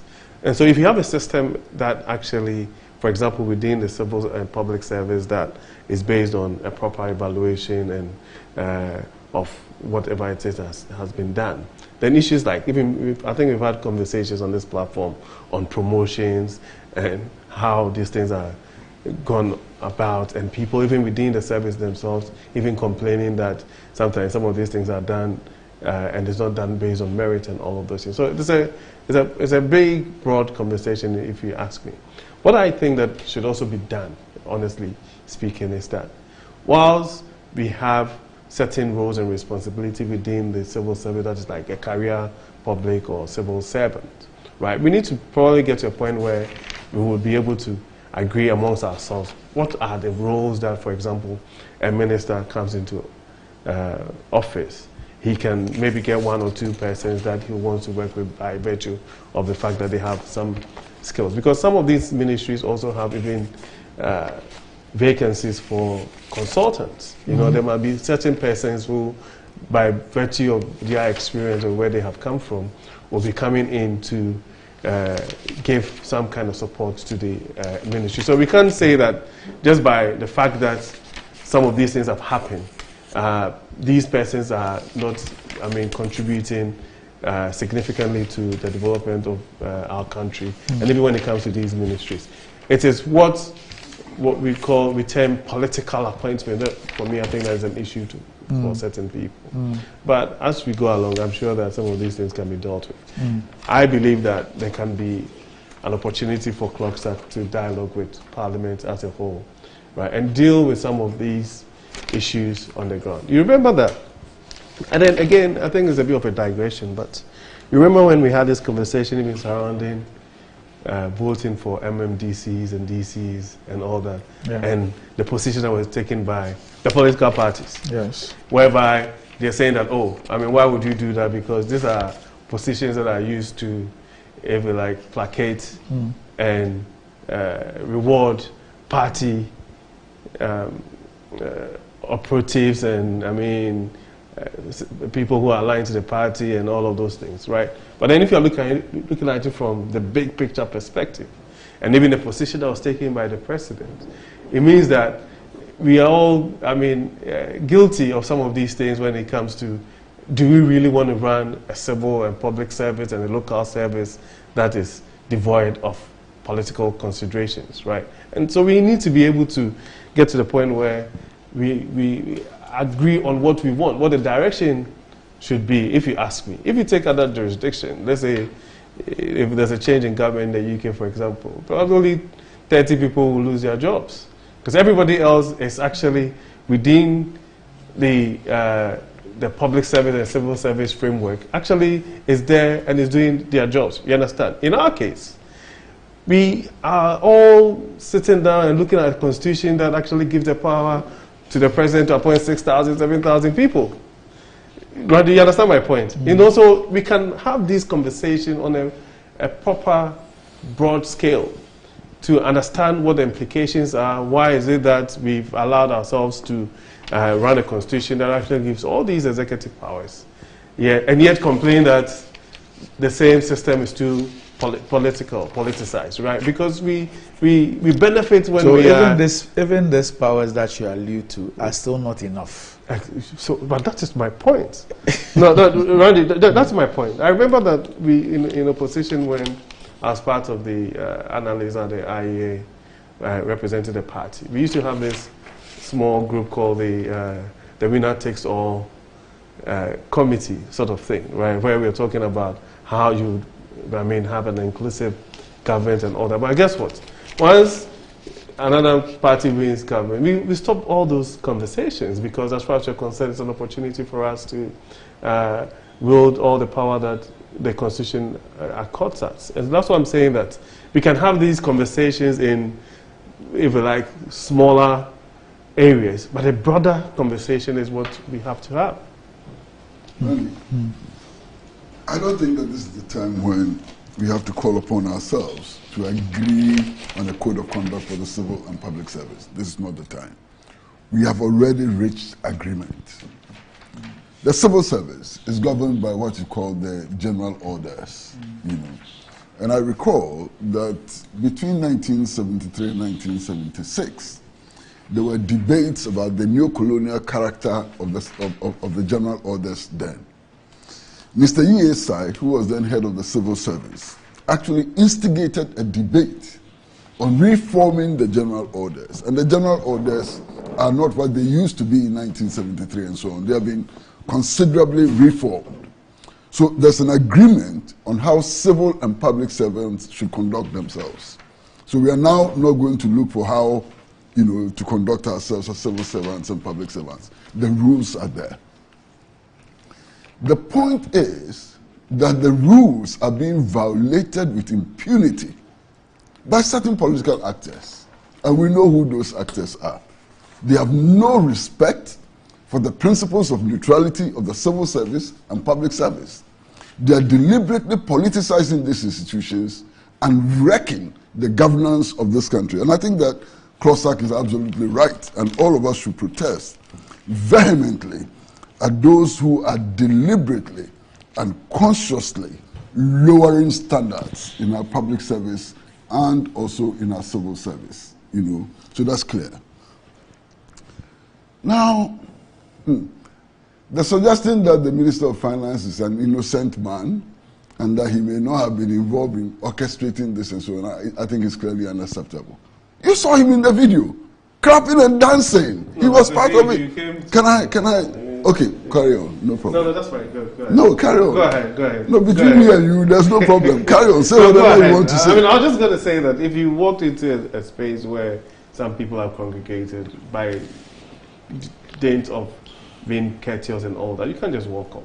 You know what I'm saying? So, but I think that But that position is also untenable. You can disperse. Here are people who are acting illegally, who are acting unconstitutionally.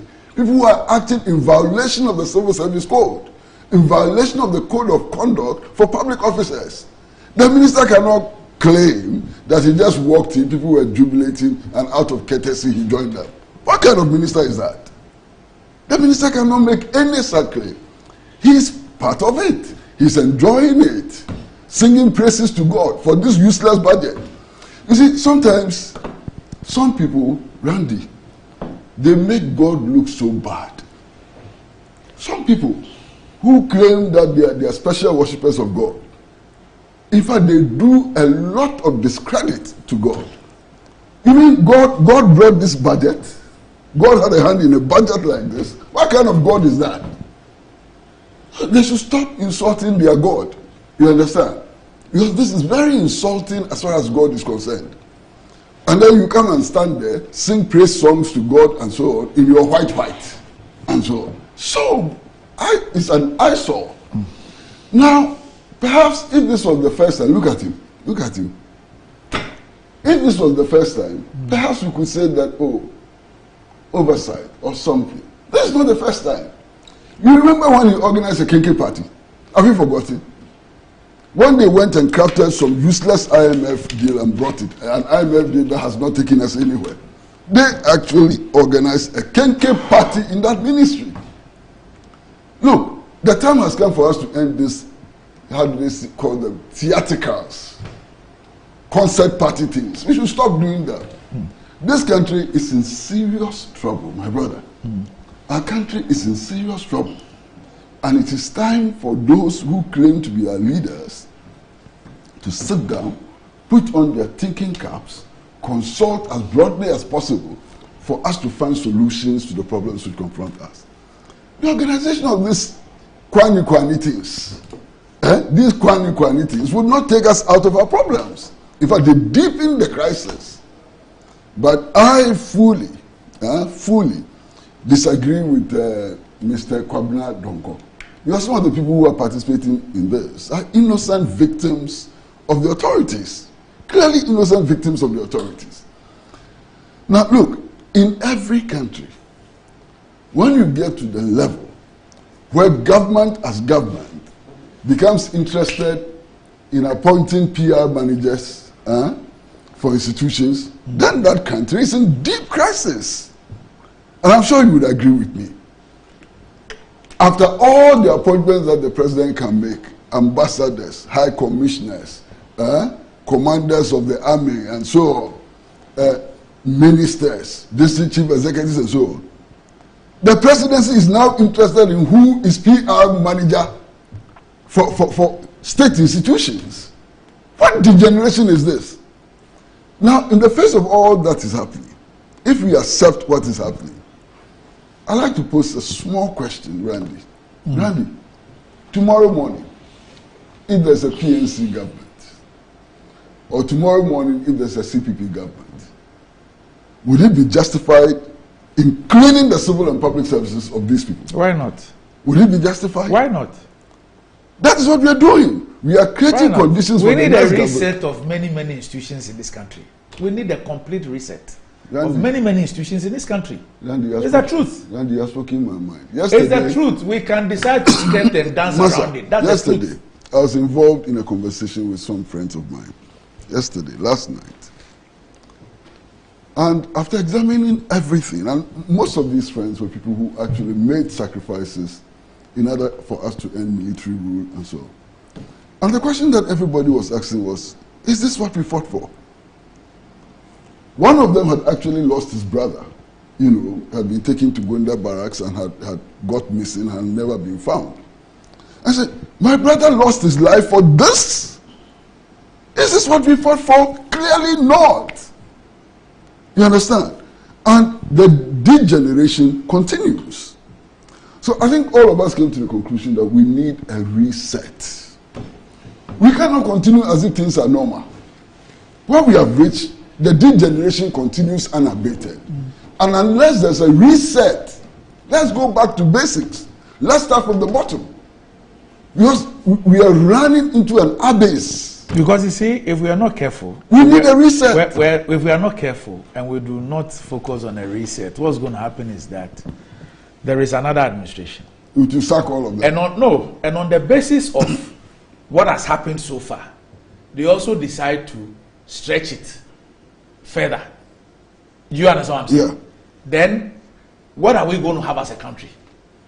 If we decide that we're going on the same path, somebody did 2 years, somebody else can say, because this person did 2 years, I'll do 3 years. Another can say, oh, they did 3 years and you tolerated, I'll do 4 years.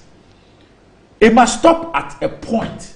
The hemorrhaging must stop. Stop? Yes. We have to go back, reset. That's what I'm saying. You go back to the beginning. Reset, complete reset. Randy, I will not argue with having a system that is actually built based on merit and people going there based on their competencies and all of those things. But what's interesting is that what you call a reset is what somebody else will call persecution. And it's happening. I mean, sometimes when we have these conversations, you have to be extremely objective in those kind of things. So you can even claim that, oh, it's degenerated to the point that it's worse than it's ever happened before and all of those things. But there are clear examples of these things happening in every single government since 1992, of persons that are aligned politically that find themselves in these positions and these institutions. And so what would happen is that it's almost one of the same thing where you are removing a set of people and taking a new set of people to the same place. That doesn't actually solve anything. But that's not what I'm talking about. No, I'm making the point. When I talk about reset, I'm not talking about that. I feel that.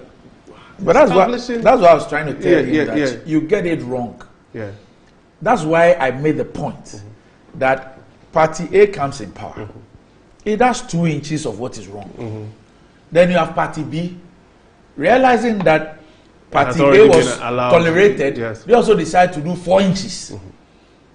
So that's 6 inches of degeneration. Then another comes and sees that and decides to go another 6. As for some, on the basis of their level of greed and the word is not even coming. You know, it will come. Why? I've used this word very often. You know, they will now decide that even people were going 2 and 3 inches, as for them, they will go 55 inches. And where does it leave our country? So when we talk about a reset, it is not take people out and replace them with the same kind of thing or worse. Randy, it's to ensure that the right things are done. Exactly. Randy, I mean, I think that what we come to, I want to see a situation. I'm being very honest about it. Where we say, look, you've committed crimes, you've done things against the law and so on. We are starting afresh. All those who have committed crimes and so on, I'm not interested in punishing people, retribution, and so I'm not interested in that. But we are starting today from step 1. Amnesty.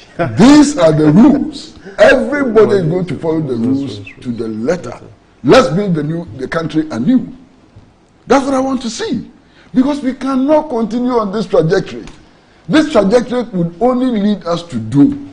No matter what you have done, yes, last year, 2 years ago, 5 years ago, and so on, we are starting from scratch. That's what I want to see. I want to see a complete restart. You understand? Because where we are headed, look, what can you see at the end? If we are truthful and we are sincere to ourselves, we have bastardized almost every institution in this country, and it is not in our interest. We only have confidence and find comfort when we control power.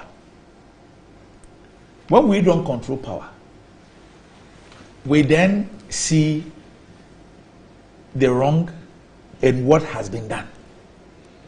And it is in our interest. You see, people must not live in a country and be confident about going about their duties and everything on the basis of a party that they sympathize with or belong to be in power.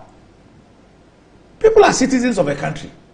Even non-citizens must be free and must have confidence in institutions and must be able to go about their things freely. I hope you understand what I'm saying. If we think that there are problems with the civil service, let's find solutions to those problems. But we do not use that as a pretext. You understand me? If, for example, there is somebody is appointed a minister and he has a personal assistant or a consultant from private sector and he's brought a person on board, I can live with it. I can live with it. But what is happening is that you have it on a large scale. It's not 1, it's not 2. You know, you have, and people are occupying positions and playing roles that are specifically designated for public servants or civil servants to play. And I'm saying that it starts from 1 inch is taken, look on, 10 inches, 15 inches, 20 inches. Now we've gone to middle level. Master. Where are we going to get to? Master. The next time we'll get to cleaners. Master, there's even a more fundamental problem. These are people who claim that the public sector is no good. Alright? That this country can only develop if it focuses attention on the private sector. And yet, as soon as their governments come into power, they are all running from the private sector, which is the engine of growth, into the public service. To do what? Yeah, but government runs the public service. And government if the private sector is the engine of growth, if the private sector is what everything happens, then they should use their knowledge and skills to run the private sector. So that why is it that all of them are not running the public sector? The public sector sweet. What you have said is the excuse they use. The public sector is sweet. Because what you have said is the excuse they use to bring the private sector players into the public service under the guise of bringing in a certain private sector expertise and efficiency, you know, to come and help out the public service. But that is problematic because that assumes that the public sector, given a certain level of expertise and so on, can function. But that's a fact. Is that a fact? That's a fact. But that's a fact they have been denying all their lives. That the public sector is no good. Oh no! I think that we have to. I'm saying that as soon as their government takes power, the public sector which cannot deliver, the public sector which should not be the engine of growth and so on, all of them run from the private sector into the public sector. Public sector is not fit for purpose. That if the public sector were that efficient, it will spare growth. It will create the conducive environment for the private sector to do all the things that it must do. Let us all be honest. Yes. Three of us on this table. Let us be honest. Yes. You think that they ran from the private sector to the public sector because they are thinking about you? Because the place is sweet. Not stop this argument. The point I'm making, you see, it is the sweetness of the public sector which attracts them. Because you don't get a point. Like flies chasing sugar. The point I'm making is that they use the problems of the public service as a pretext to do the things they are doing. As to what the real motivation is, I mean, you have raised some of it. You understand what I'm saying? But I'm saying that a government ought to be interested. Because you see, what we are doing now, the bastardization of a public service, is not a solution. At best, it can be a temporal. That is if we're able to accept those issues. But when it becomes the long-term, medium-term to long-term solution, then it means that the government itself is bereft of ideas as to how to make the public service responsive and to make it fit for purpose and functional as far as what we require is concerned. Is it Randy? I mean, it's by the way. So if you were, so if for example you were in the private sector and you were brought in under those things, you are not a public service personnel. In any case, you are not even on their compensation structure. Something differently has been created for you. Why do you expect to still sit there? Exactly. But the point I'm trying to... When things change, why do you expect to still sit there? Randy, look, this country, it's a fact. One signature by one public official can transform somebody from a pauper into a multi-billionaire. That's a fact. That's the system we have built. We have built a system based entirely on privilege. That's the system we have built, a system based on privilege. One signature. Now, if you are so powerful that your signature can transform a pauper into a billionaire, would you be living on this terrible conditions that civil servants and public servants are supposed to be living through? This is the basis of the corruption. This is the basis of the corruption. You will sign one letter for somebody to become a billionaire, and then at the end of 3 months, you can't pay your children's school fees. Who are you? Angel Gabriel or Angel Joshua or whatever. That's the basis. Randy. We have to dismantle the system of privilege. Randy, so you see, you have to take it from a certain standpoint. So if you look at the structure of the public service, for example, where you have a ministry that is superintending over an agency, right? That's per the structure. And then you have this agency actually having all the resources more than the ministry does. And sometimes the ministry actually has to go to this agency to support its operations and activities and all of those things, right? Now, what it does as well is that you also have other public sector institutions that are doing extremely well. You would actually walk into this institution and you probably not think that it's a public sector institution, right? So we shouldn't, if you like, paint all of them in the same, with the same brush. I mean, put them in the same bracket, because you have institutions, because for argument purpose, I don't want to mention names, but there are certain public sector institutions that are run efficiently and by, historically, have done extremely well based on one of the persons that have been put there and how it's been run, right? So we need to be able to pick those ones that for one reason or the other are having major challenges and deal with it. I feel that, for example, there has to be a certain harmonization of our public service, right? And the reason why most people probably will clamor to go to public sector agency A or B is as a result of the, if you like, the uneven nature of compensations and remuneration. So, for example, like what's the single spine sought to do, whereby I'm a degree holder, I have 5-6 years experience, I work for government in agency A. However, another person works in another government institution, has the same qualifications as I have, and has more benefits than I do. And I think that we have to do a more, if you like, serious work in that particular space to harmonize the space. Now, once you're able to do that, where you have, if you like, brackets of, okay, this is what you would earn, these are the benefits that will accrue to you, you will not have a situation where you have this. But that doesn't exist. It doesn't exist like that.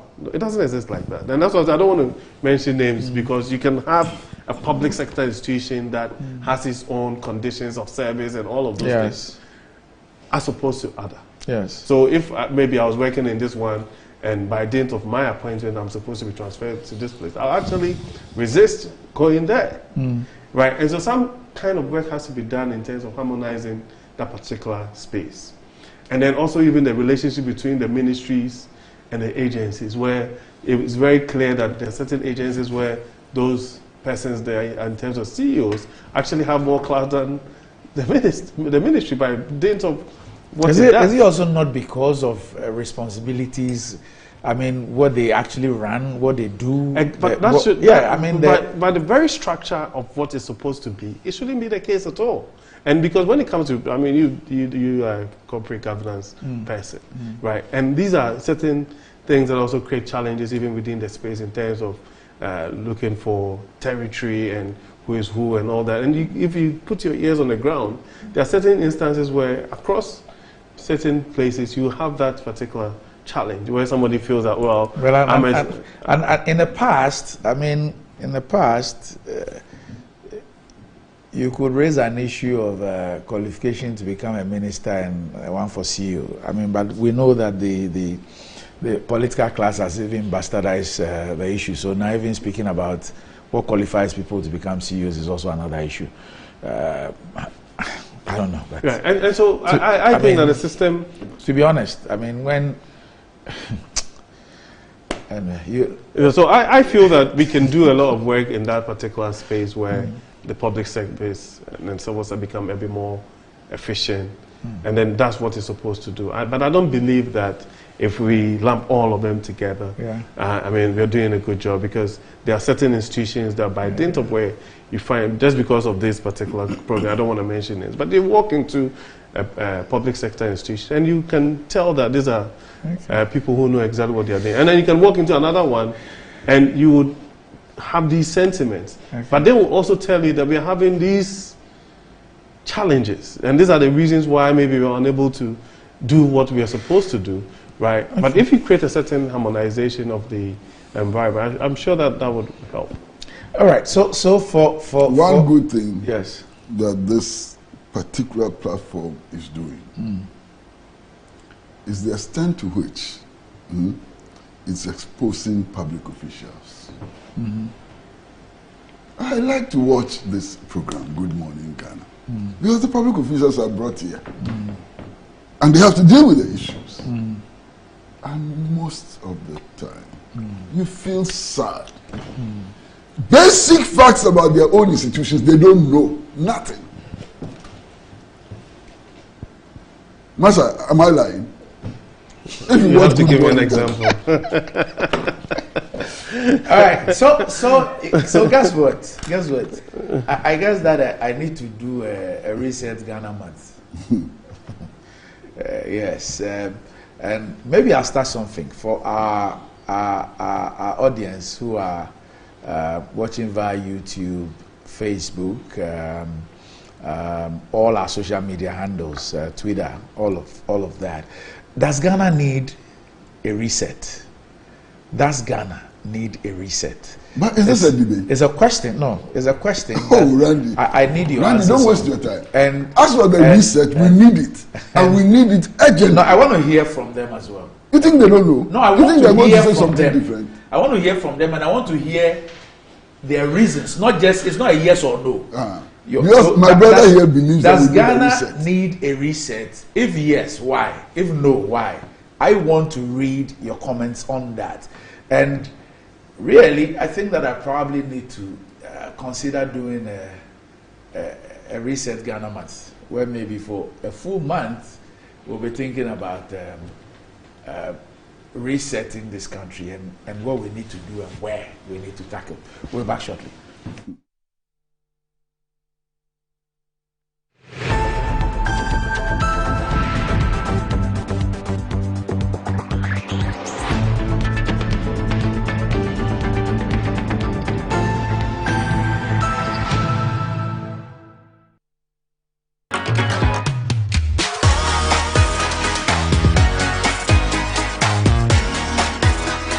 MTN. Good afternoon, Mr. Ambedu. Good afternoon, Mr. Asari. How is business doing? My business is collapsing. Why is your business collapsing? I sold my products and services to my clients on credit, and my debtors are not paying their debts. Have you heard of Rosic Consult Limited, a debt recovery company operating in all the 16 regions of Ghana? Not at all. Mr. Ampedu, all you need to do is to contact them on their customer service line.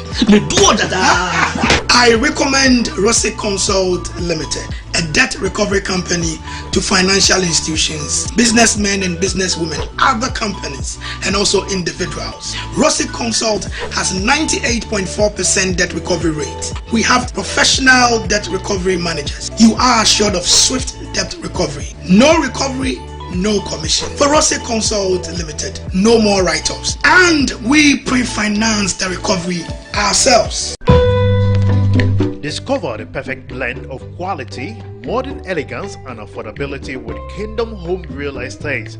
At Kingdom Home Real Estate, we cater to both local and international clients, offering exceptional housing options in Ebri and Ekropong. Our properties are conveniently located, providing a tranquil atmosphere, top-notch security, and essential amenities such as electricity, water, and backup generators. Our strategic locations offer easy access to popular tourist destinations, all within a 30-minute drive from Accra. Visit us in Ekropong right after the Latte Junction, or in Ebri near the Ebri Girls Senior High School. Alternatively, you can reach us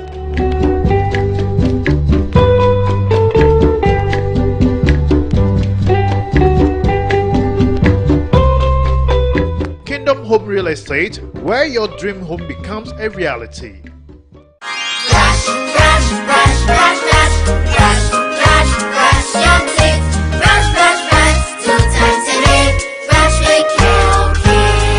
Hello, my friends. My name is Kel Kids Toothpaste. Wow. I was made to be gentle on your gum but protected. I will protect your teeth from cavity, make your teeth whiter, stronger, keep your mouth fresh all day. And best of all, I'm strawberry flavored. So put on a smile and try me. That's amazing. Just try me. That's my job. If you say so, jump on my brush.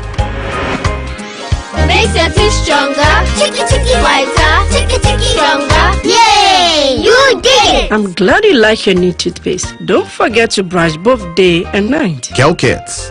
Happy smile.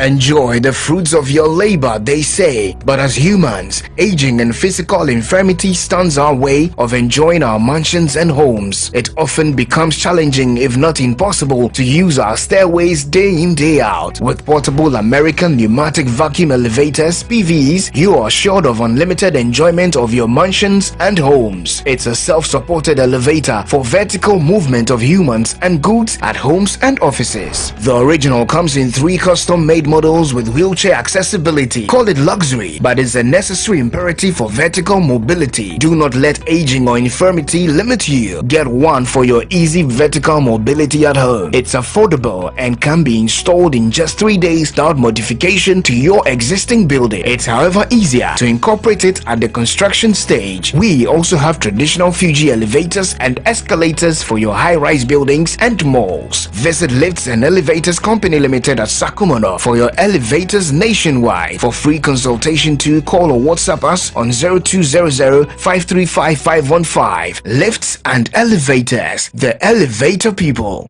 To help meet your best solution. For over 20 years of serving the world with herbal and alternative medicine, we've been successful in treating complicated medical conditions with a perfect combination of herbal and alternative methods of treatments like homeopathy, naturopathy, reflexology, and many more. We deliver excellent and effective service to people from all walks of life through scientific and traditional means. We have a well-equipped laboratory with advanced diagnostic and treatment devices to help detect your illness, so we know the right medication to be given. At Amen Scientific Herbal and Alternative Medical Hospital, we are proud manufacturers of our own herbal medication.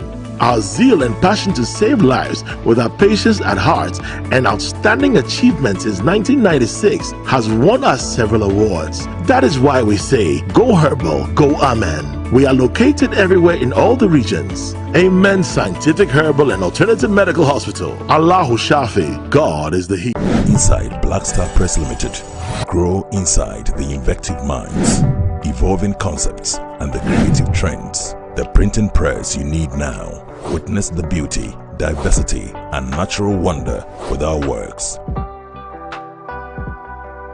Inside Black Star Press Limited, in association with Lionhead Group of Companies. Call us now on 0200-880-000 for all your print works. Black Star Press Limited, a worldwide reputation for quality printing. Customer. Nada bena minka me papa. What you saying? Me 10 Ghana. 10 Ghana. 10 Ghana cedis. No dia, send na obenya. 10 Ghana cedis no. Me dia. Me di 54,000 Ghana cedis. 54,000. 540 million. Here. Ya the one na me ka me di e skasa. Here. Ene na giga ade tena we. Tena wa boki. Drone na asase no. Mami me volume.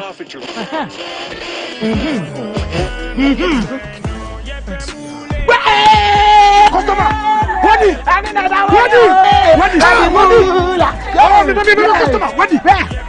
One of our daily lucky winners. Dial *946# to play now. Or you can also play online at www.gamepackgames.com. Game Park is regulated by the National Lottery Authority.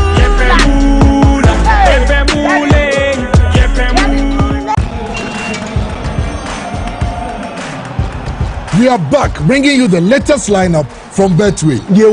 Betway starts strong with their front two, with Free Play Friday and Swipe Bet. In the middle, you've got all the control with Cash Out and Build a Bet. Plus, with Win Boost, you can boost your sports bet. At the back, they have Smart Picks and the Partial Daily Jackpot. You always get way more With Betway. Edumane C. This advert has been vetted and approved by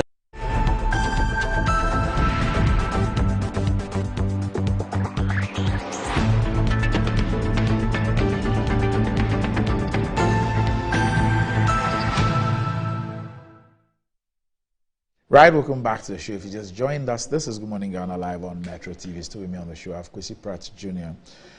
and Erica Mwako Chum. But what does wealth mean to you? Do you want to live like a tycoon? Remember, I was God the Mullah, got the power. Ghana's newest lottery game draws live on Adom TV at 9 a.m., 12 noon, and 6 p.m. daily. Now pick up your phones, tablets, and computers and download the GamePad Games app on Play Store. You can also play on their website at www.gamepadgames.com or by dialing *946# on all networks. Just choose 4 numbers from 0 to 9. It's easy to play and easy to win. Shall we play this game and make some moolah? Nobody beats our odds in Ghana. GamePad Games, more moolah, more power. This game is regulated by the National Lottery Authority and is not for persons under the age of 18. Play responsibly. And the natural absorptive property of charcoal helps to remove the bacteria that produces bad breath in the mouth, hence giving you a fresh breath. Kel Charcoal toothpaste has been formulated and produced under strict hygienic conditions with all the necessary production protocols and has been approved by the Food and Drugs Authority. Constant use of Kel Charcoal toothpaste gives you a good fresh breath, whiter teeth, reduces dental plaque, makes the gum healthy and strong, prevents cavity, upset stomach, hangover, and so on. Kel Charcoal toothpaste is recommended for adults and children from 6 years and above. Kel Charcoal toothpaste for white teeth and fresh breath all day long. And this is another quality product from Samara Company Limited. Kel Charcoal toothpaste, happy smile. And whatever you do, wherever you go, whoever you are, drink Angel Cola, your key to enjoyment. Ready for something refreshing, great tasting with excellent flavors? Onya, you've got varieties to choose from. Angel Orange for that special occasion. Angel Mango. Angel Peach, refresh your mood. Angel Apple Lime. Angel Drinks produce vitality and maintain fluid in normal balance. Angel Drinks, refreshing, invigorating, and exciting. Angel Drinks are produced by Adonko Soft Drinks Beverages Limited. Angel Drinks taste like our day and is recommended for including children. You can reach them on 0244 832286 and 050 787 8668. Kingdom Home Real Estate provides quality but affordable housing facilities for sale, and their facilities are located at the serene environment of Ekwapime Kropon and Ebri with the best weather conditions. They're 30 minutes drive from Accra and provide a modern touch of comfort. They also provide high standard security service plus CCTV, standby generators, constant water supply and electricity. And Kingdom Home Real Estate is surrounded by lovely tourist sites such as the Ebri Botanical Garden, Boti Falls, Safari Valley Resort, etc. All you have to do is to pay 70% upfront, and the rest is spread over a 2-year period with no interest at all. Locate Kingdom Home Real Estate at Ebri, close to Ebri Girls SHS, and a Kropon right after Latte Junction.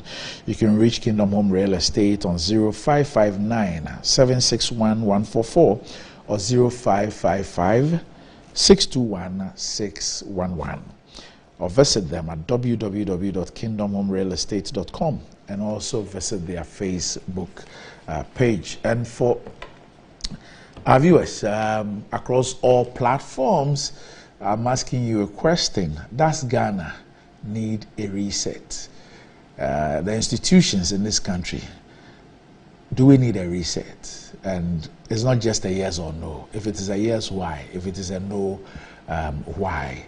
I want you to provide these answers, whether you're watching on YouTube, on Facebook, on Twitter, and everywhere.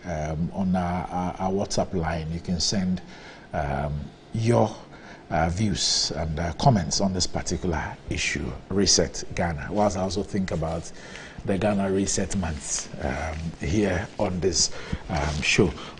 Now, the debate has started, but there's an interesting story on page 4, the beginning of the debate of the Ghanaian Times.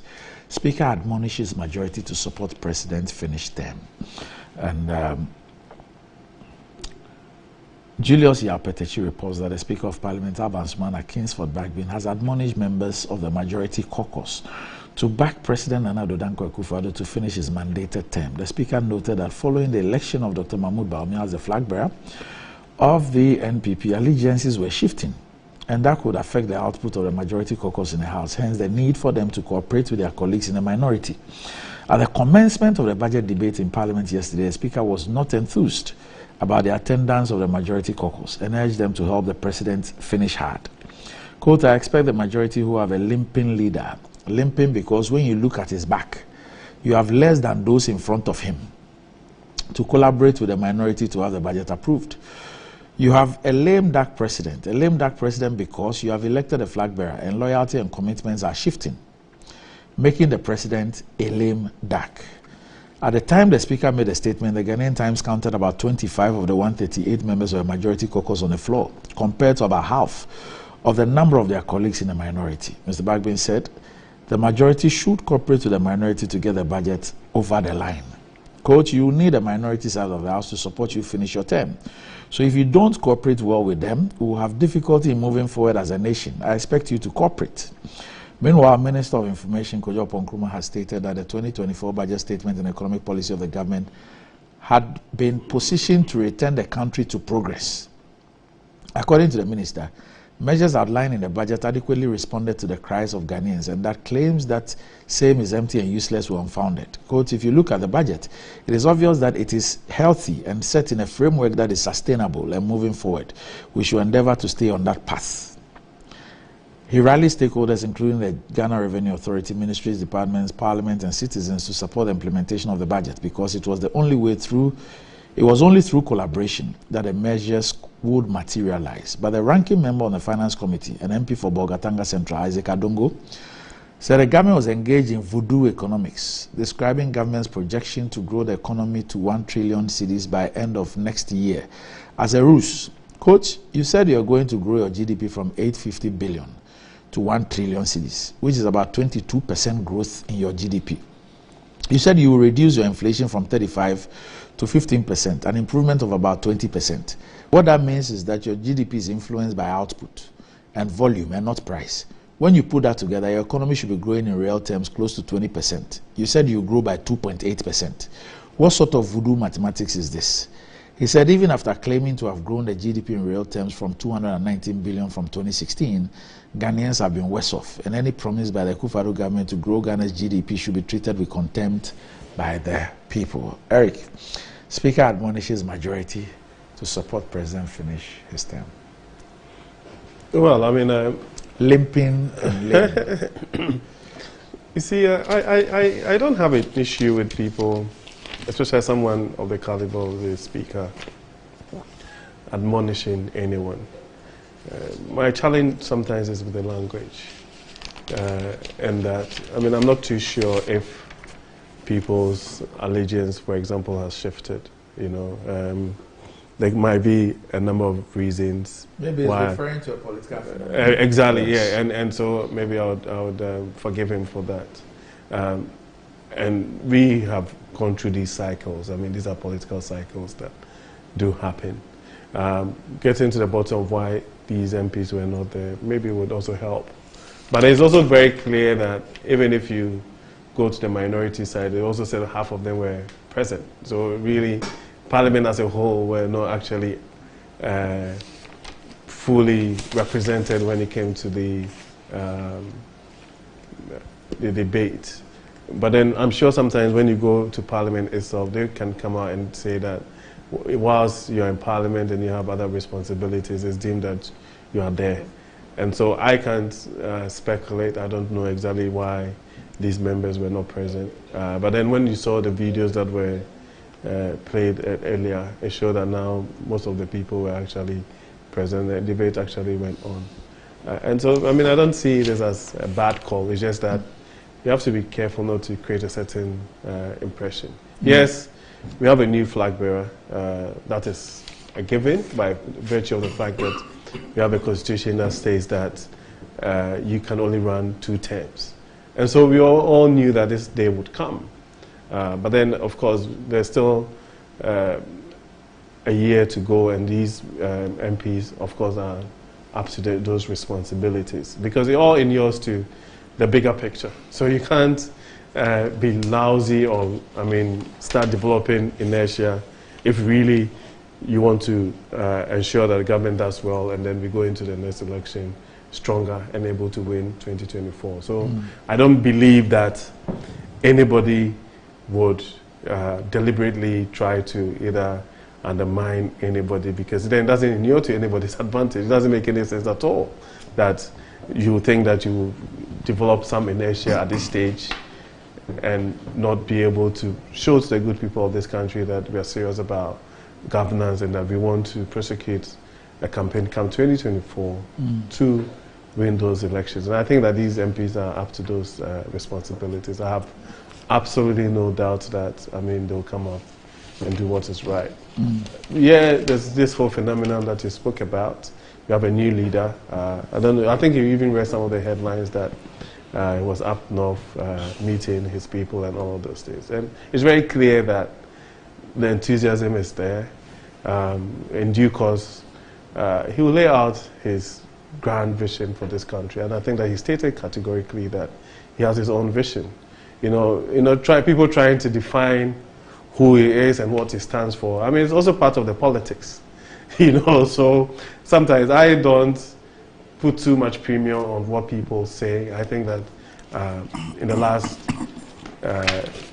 3 or 4 election cycles, His Excellency the Vice President has shown that, he's a man of mettle, and he will come up and deliver what he feels should be the broad vision of this country going forward. And I think that when that comes, what I'm happy about is that then we can interrogate the things that he says. We can interrogate the things that the opposition leader, former President Mahama, also says, right? And also delve into the real government of the issues. Good thing is that former President Mahama has been vice president before he has been president, before he has run a government. We have also had that opportunity. Vice President Bawumia hasn't been president before. He has been vice president before, but of course he's still been in power. So we would lay bare the facts and let the good people of this country make that determination. We are more confident that once that happens, right, we would be able to convince the Ghanaian people that yes, we've had challenges, but these are the people that will be able to take us towards that right trajectory.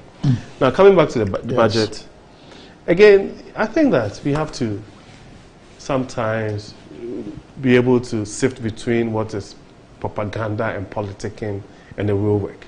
These are people who, if even you want to take this last parliament, have always had these things to say about a budget that has been presented, and then will still go ahead and approve it. You understand my point? And because the kind of work that goes into the approval of the budget sometimes are not the things that they are saying on the floor. They will sit in their various committees, they will call people in, they will tweak some of the things based on negotiations and conversations that they have had, and then that budget is approved. And then there's the ones that they do for, if you like, for show, where to gain some kind of, if you like, populist popularity and all of those things. But the real work is there. And so when people come and ask questions about the budget and the fact that it's useless and all that, like the information minister said, it's almost as if that they're not being very sincere, because even this budget went through processes. It went through dialogue and negotiation and stakeholder consultations and all that to get to this point. It cannot be the case that you would have an entire budget that is useless. Come on. You understand? And that, we are talking about a civil public service. It's not the minister that writes the budget. It takes the collective effort of all the people within the public sector. The minister takes something from Ministry of Information, from communication, from this, from that, their projections, their vision, what their cost is, what they want to invest in, what they want to do, public policy positions, then comes together to be a budget. Right, so you can take. But it's the government's. It's really the government's financial policy. I agree. Yes. But so you can take an aspect. You can take, okay, on this particular score, maybe if you want to drill down to agriculture when it comes to the issue of mechanization, even though you say you will do this, the amount of money that you are voting for this particular thing does not show that you'll be able to meet those. But that's exactly what happens. You understand what I'm saying? You understand what I'm saying? Then, that's what happens. Yeah, but if you sort of lump everything together and make it like it's entirely useless, this same budget also would cater for remunerations for the same people who are calling it useless. You understand what I'm saying? And their compensations and all the things that comes to them. So how can that be a useless document? I think that we need to elevate the discourse to that point where, yes, you have certain aspects of it, if it's energy, if it's education, if it's this, if it's on basic schools and all of those things. Yes, let's interrogate those things, right, and get the people who are responsible to answer these questions, rather than lumping everything together as if that people do not know what they are doing. Because these are things that have been done by technical people, technocrats, people who have been doing this for every single government. There are people who have been writing these things from '92. Right, so I have seen, sometimes when, I mean, I don't know if you've ever seen those things. Sometimes when you look at it, you probably think that it's the same thing that's been recycled over and over again. Just because the same people have some kind of institutional memory and they understand the processes and all that. And that's how we debate. Randy, who can have any doubt that allegiances are shifting? There's no doubt. All you have to do is to listen to presidential candidate-elect Mahmoud Bawumia.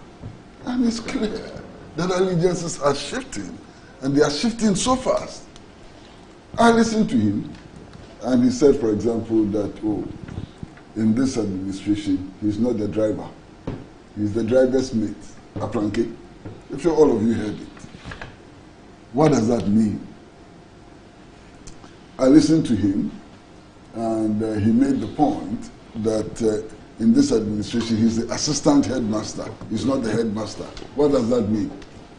And he said many other things. I've heard him directly say, for example, that he has his own vision, and that his vision is not necessarily that of, President Nana Addo Dankwa Akufo-Addo. And I've heard his supporters, like this guy from Imani, what is his name? Something Bentel. You understand? Like myself. Good. I mean, say very clearly that he knows those who are responsible for the mess which has been created, and that the mess was not created by His Excellency Bawumia, and that what he likes about His Excellency Bawumia is that in spite of the fact that he didn't create the mess, he's so tolerant and he has remained on board. What is happening? In fact, if you are watching the scene very carefully, you have to pity His Excellency Nana Addo Dankwa Akufo-Addo. Because the process of blaming all the problems on him, putting everything on his head, in order to make Bawumia clean, has started already. Just listen to the statements and analyze the statements. It is clear.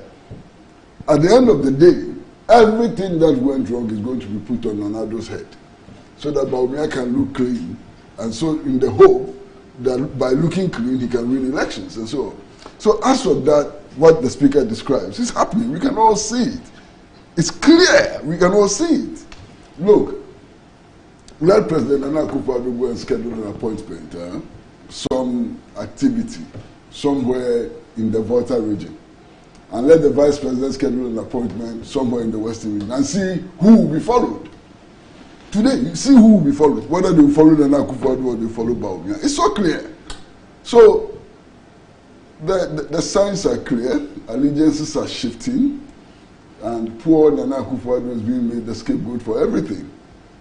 Unfortunately, this is how politics is played in our part of the world. It's so unfortunate, because knowing Nana, I don't think that it is fair to blame him for all the problems which have occurred. Because I know that he likes delegating. He likes delegating. You know that. He likes delegating. You understand? Now that things have not gone well, now that other people want to be president and so on, they are putting all the faults on Nana Addo's head. Poor him. Very, very poor man. I don't want to be in his position, you know.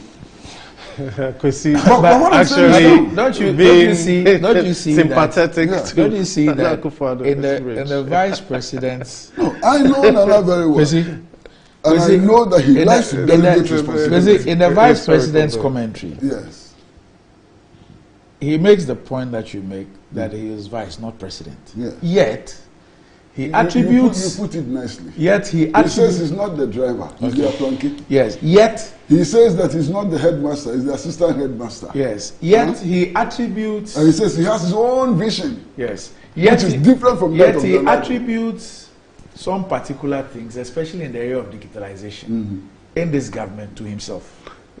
Oh yeah, the good things are for him. The bad things are for Nanado. Randy, we should have started this conversation. No, but that's the truth. Lizzie, The vice president says that he thinks that digitalization is good. So that one is for him. There's an What about the bad things? He doesn't take responsibility. Keep that responsibility to His Excellency the President. He's the one to blame. Poor Nanado. This is how you're going to end. Your people are blaming you for everything. I don't see it like that, but I mean, you're entitled to that. I think that the attributes that but you don't have to see the vice president displays is otherwise the two of us will not be on this platform. We're on this platform because we see things differently. Oh, but we agree on certain things. We don't disagree on everything. I agree. Yes, we don't disagree on everything. But on this particular score, I feel that, you see, there's always a concept of collective responsibility. Those people who have issues with the vice president, basically not pointing out things that, as far as I'm concerned, he might have challenges with, and I don't understand the concept of team work and all of those things, and leadership and concept of collective responsibility.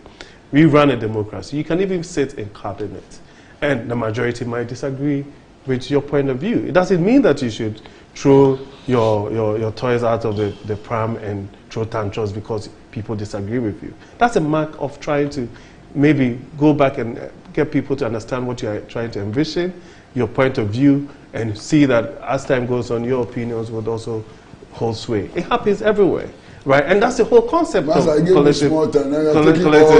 I haven't finished making my point.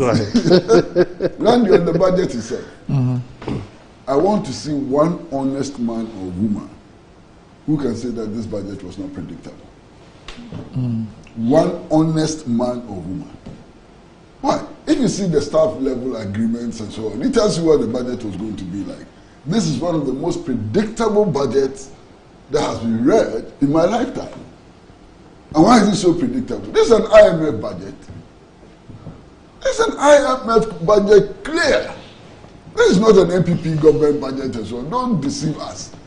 Because we know that this is essentially an IMF budget.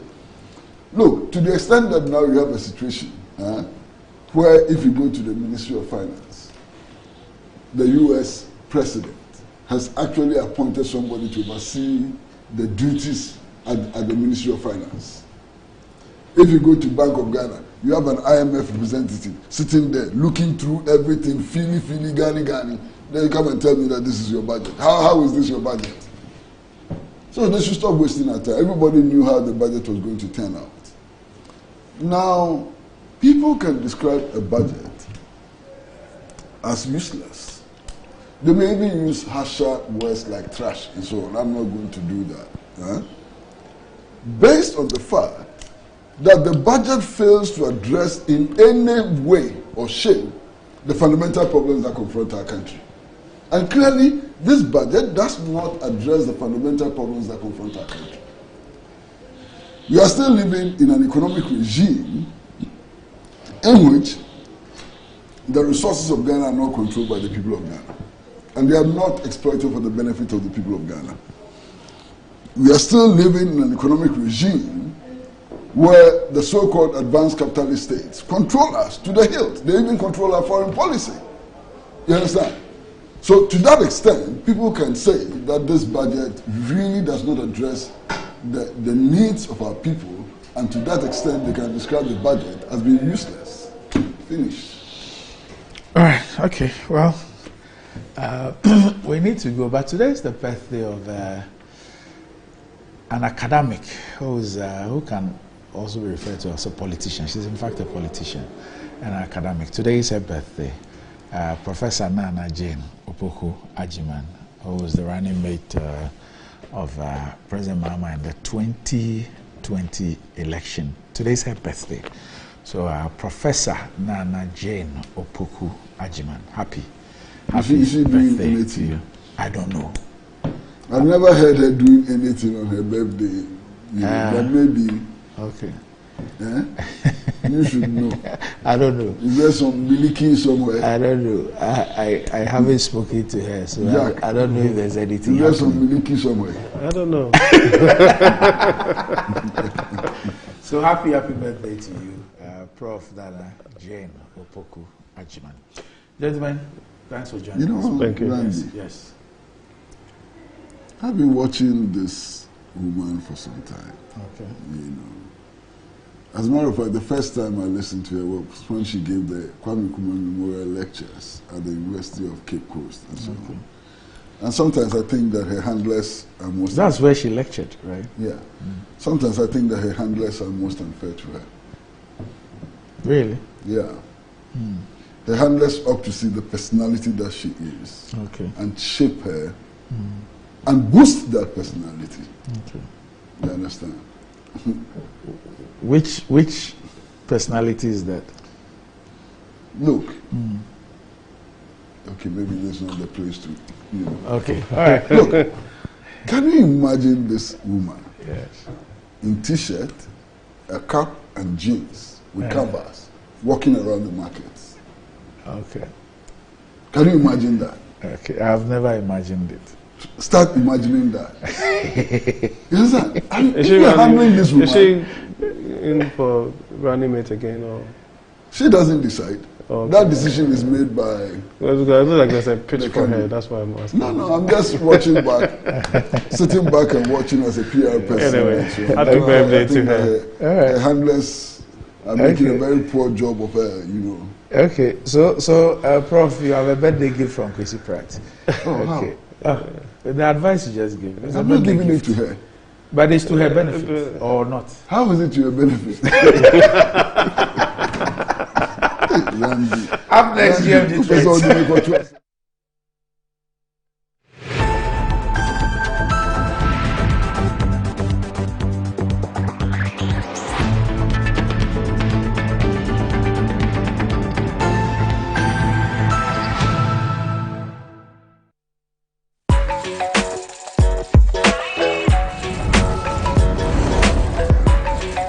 You are your own person, unique, one of a kind, special. That's why you deserve everything tailored to suit your particular taste, your preference, your needs.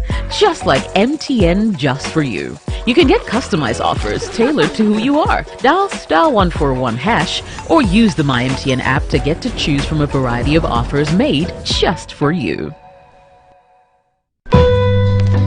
Discover the perfect blend of quality, modern elegance, and affordability with Kingdom Home Real Estate. At Kingdom Home Real Estate, we cater to both local and international clients, offering exceptional housing options in Ebri and Ekropong. Our properties are conveniently located, providing a tranquil atmosphere, top-notch security, and essential amenities such as electricity, water, and backup generators. Our strategic locations offer easy access to popular tourist destinations, all within a 30-minute drive from Accra. Visit us in Ekropon right after the Latte Junction, or in Ebri near the Ebri Girls Senior High School. Alternatively, you can reach us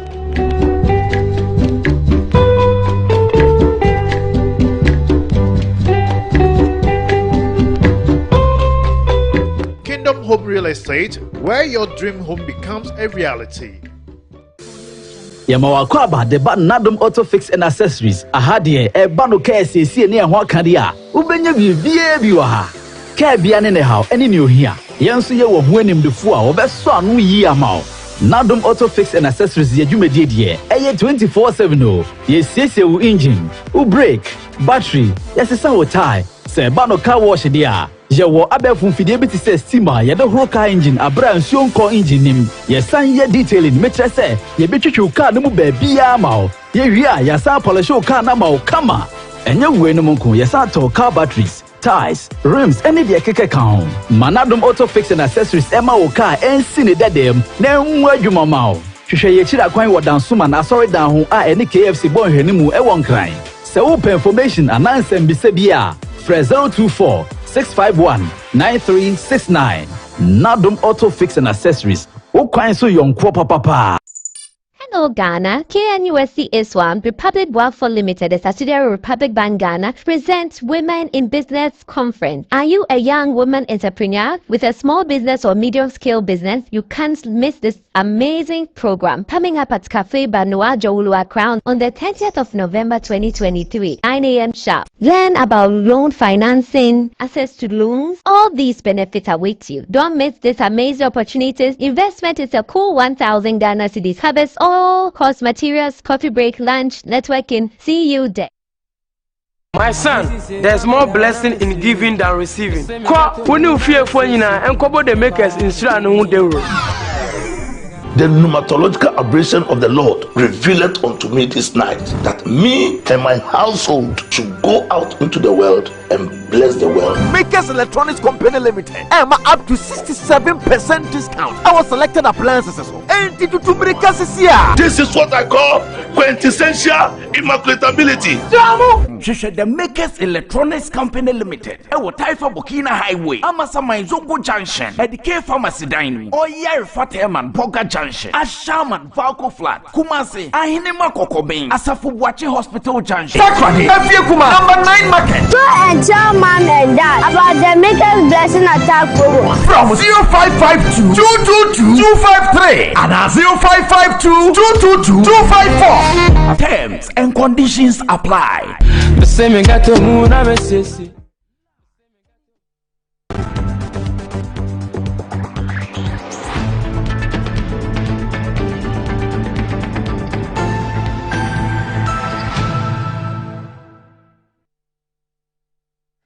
Right, welcome back to the show. If you just joined us, this is Morning Ghana Live on Metro TV. Time to check out what is trending on social media with Desi, the star boy. Yes, Desi.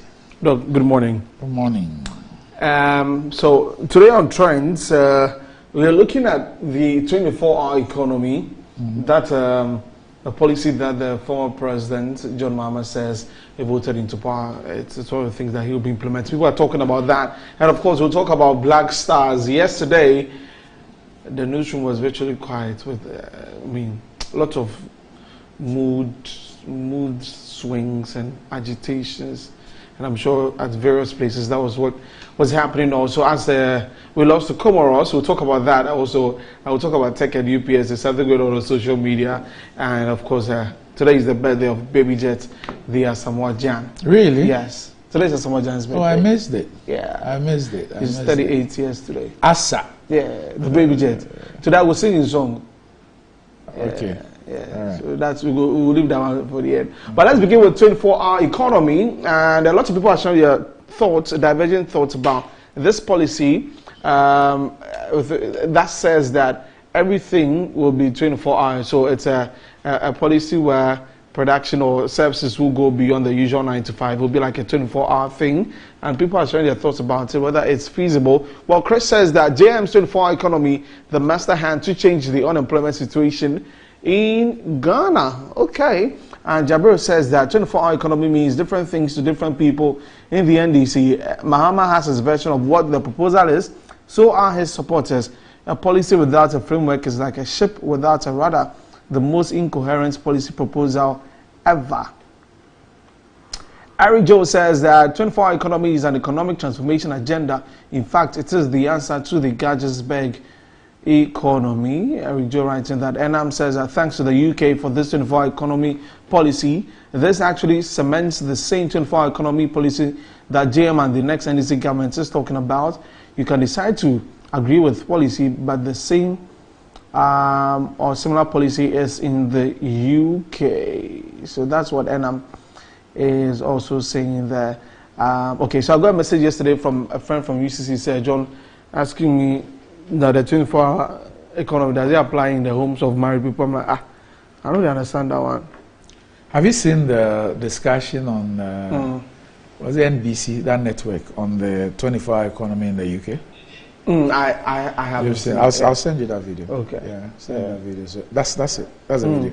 Oh, okay, yeah. Yes. I saw that on. So this is the discussion about it. You're involved in nighttime business, correct? That's correct, yeah. There's so many sectors that can see growth and possibility in the nighttime economy, the 24-hour economy, and they're all looking for some suggestions and indications as to Is that discussion happening in the UK now? In the UK now. No. And you see, when a policy decision is announced at, let's say, a rally or a gathering, I'm surprised that people who claim to be intellectuals ask for concrete details at that moment. Okay. Yes, you can demand for that to be presented maybe as a policy document. Yeah. But you don't expect that that's where the big announcements are made. Okay. And then over time you would have the breakdown of what exactly it is and all that. Yes, but I mean it's like expecting that the day Nana Akufo-Addo announced free SHS, that same day he would announce everything and tell you that it will cover church cloth, trunk, chobos, Gary Shito. I mean that's ridiculous. Okay. Yeah. So wait for that. So Sir John, if you marry, but you know people just don't learn. I mean the whole debate about the 24-hour economy reminds me of the debates about free SHS. Yeah, people just don't learn. Whichever way they find themselves, they just don't learn. Yeah. Okay. All right. So 24-hour economy. We'll wait on that. So now and you can apply it in your. So like when Jennifer gets married, you should go do 24-hour economy in her home. Domestic 24-hour economy. Yeah. How does that work?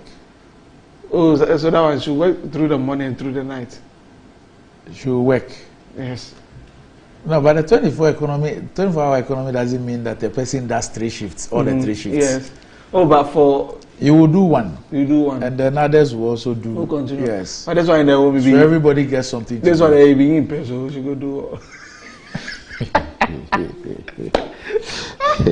Like, what is you? That's let's go to. The 24-hour, the domestic 24 hours is polygamy. You know, the right shift. The timetable. Timetable. Yeah. Okay. Now let's go to Moroni. Well, yesterday I started and I said, "Oh, we can win again, fella," but unfortunately, the team took on eyes.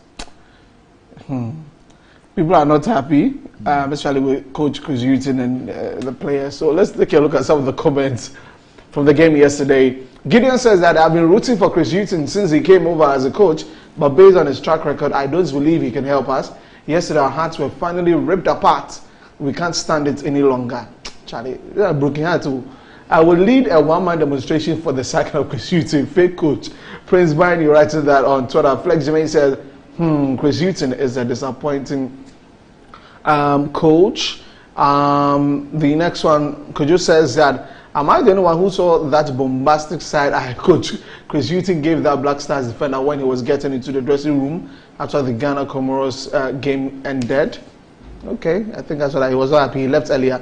Otuado had a full fit squad yet. He only won 1 match in 5 games. Chris Hughton hasn't had a fully fit team yet, and he was okay. I didn't get that. Isaac says that look at the Black Stars are not shining because our under 20 and under 23 teams are not playing. Okay, the money we have wasted on Otuado and Chris Hughton would have gotten us heavy now. We keep going in circles for coaches with no bases, with no balls. The result is what we are seeing.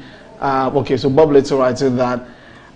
So last we lost yesterday against Comoros after the beat us in the AFCON by 3-2, and we have 3 points. Yeah, look. I'm quiet. We are Amfa. And that Amfa. Hey.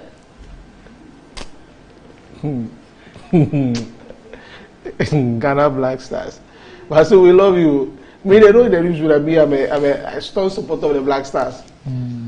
But at this point, my heart breaks more. But how we go do So, look, to fire or not to fire? Huh? To fire or not to fire? I don't know. I'm minding my business. Okay.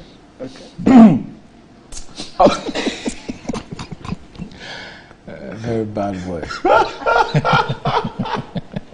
Oh, yeah. Should I give you Kato Kreku's number? Oh, no, I can ask Khadija. No. You can ask who? Khadija. Oh, he has changed his number. Let me give you the new number. So you can ask him I will pick up of it. Okay. Anyway. Or you want the General Secretary's number? No, we can't. Prosper Arisiado. No, we can't. You the president, because I don't want. Or you want Mark Ado, the Vice President. You want his number? Want the president number? Keto Kreku. President Kasangasa. Okay. So take the number and call him and ask him. Who call ask you that? Boss, Minister Nine. Minister Nine, Bole, Chabole, Basa. Miniano. Bole, head over. Alright, Ghana Black Stars. Yo, well, let's move on. Talking about Black Stars, today is the birthday of a legend. The big man himself, Asamoah Gyan. He turns 38 years old today, the baby jet. And I love the pictures I've seen on social media. 38? Yeah. When you in Temu? I see. Asa 3. Have you ever seen his band? Have you ever seen his band? Yeah, I've seen. I think the it's Asa one band. Of, yeah, I think I've seen it at one of the events that I went to. Yeah, so but this guy is too much. The way he sing the song now.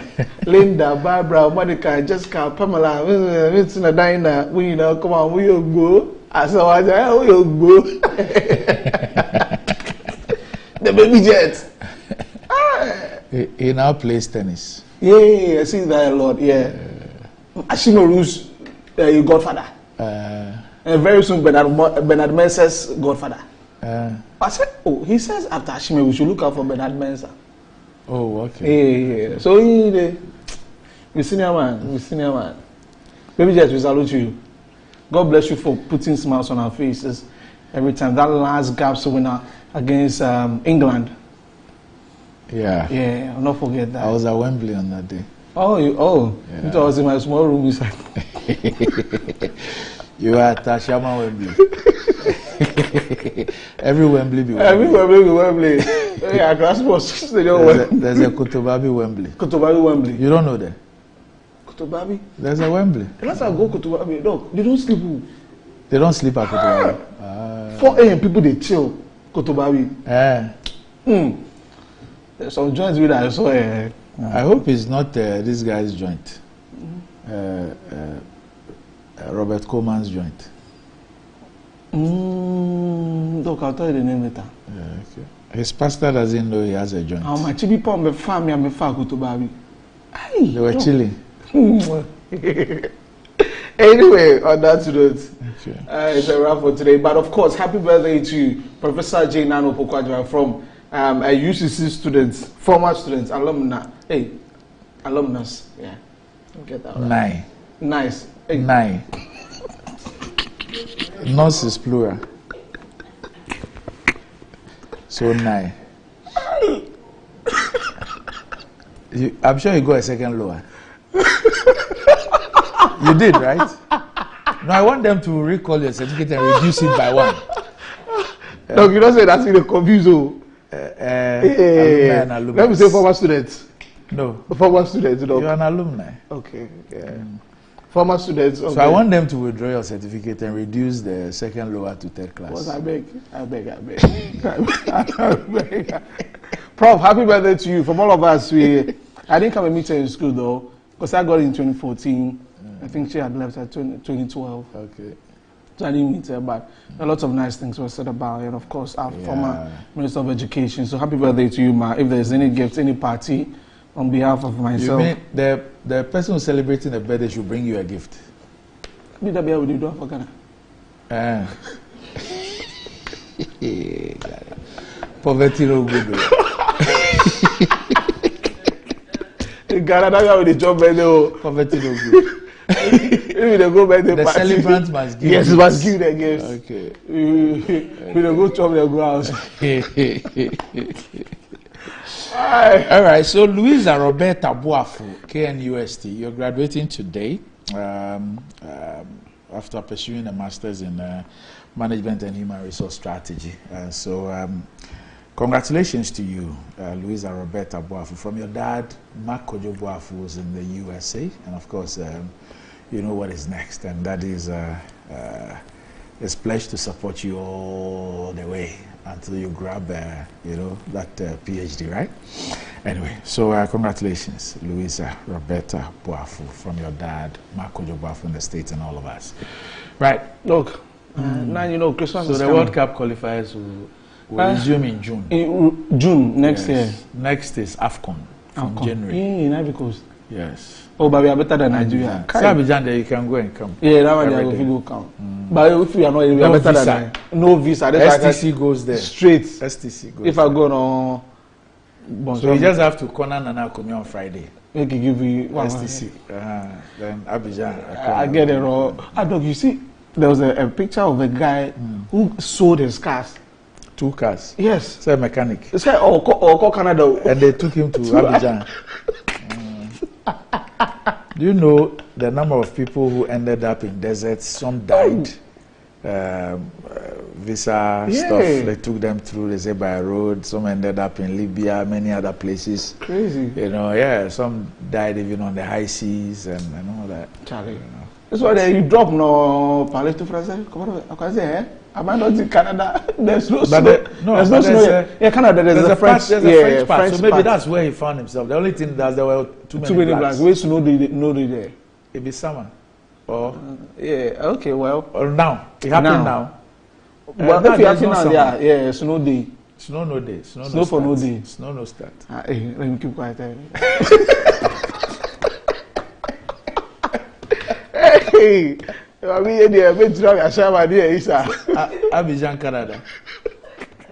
They appear for them or Palais. The guy lost. Oh. Oh, I said, oh, that's why people are holding on to the Black Stars. You saw the placard on Friday. The Canada, yes, Destiny World Cup. You know, I'm really praying, you know, that Ghana qualifies. If Ghana doesn't qualify, Charlie, the way people will curse people for this long. I'm up for their budget. People have that budget with the Black Stars. So, hey! So the match they play, it don't be because of, it's not because of like they love the Black Stars. So if they say no, they do. They do. But for many of them, they believe that after all these years of support and service, yes, the little that they can get, is that you know. Also, then your win is a visa approval. That's the placard. Yes. Your win is a visa approval. Yeah. Yeah. I'm sure the players have seen this, and Chris Hughton and everybody else. Okay. Mafia them. They've seen this. Maybe we need to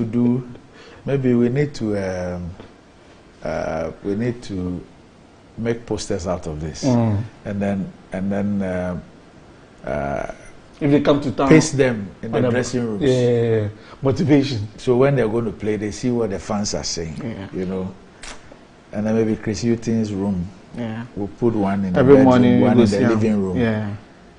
Then one in his car. Your win is one in his car, his washroom, everywhere. The my boot safe, then for reps on photo. Shouts to Agrohini. What is written on it? How come our guys haven't found a thing to put it on the screen? Your win is a visa approval. Tomorrow, see if you don't see it tomorrow. Your win is a visa approval. Oh, yeah. And this, they were holding this at Kumasi. Yes, at Kumasi. Yeah. Let's see. Obi Pedi, I saw Bibi saw the idea. Why are you pretending as if you don't share in what they are saying? Oh, me, I would have left before the work. You can't wait till 2026.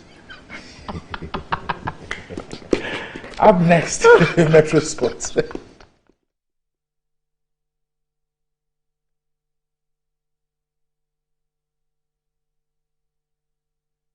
That's it.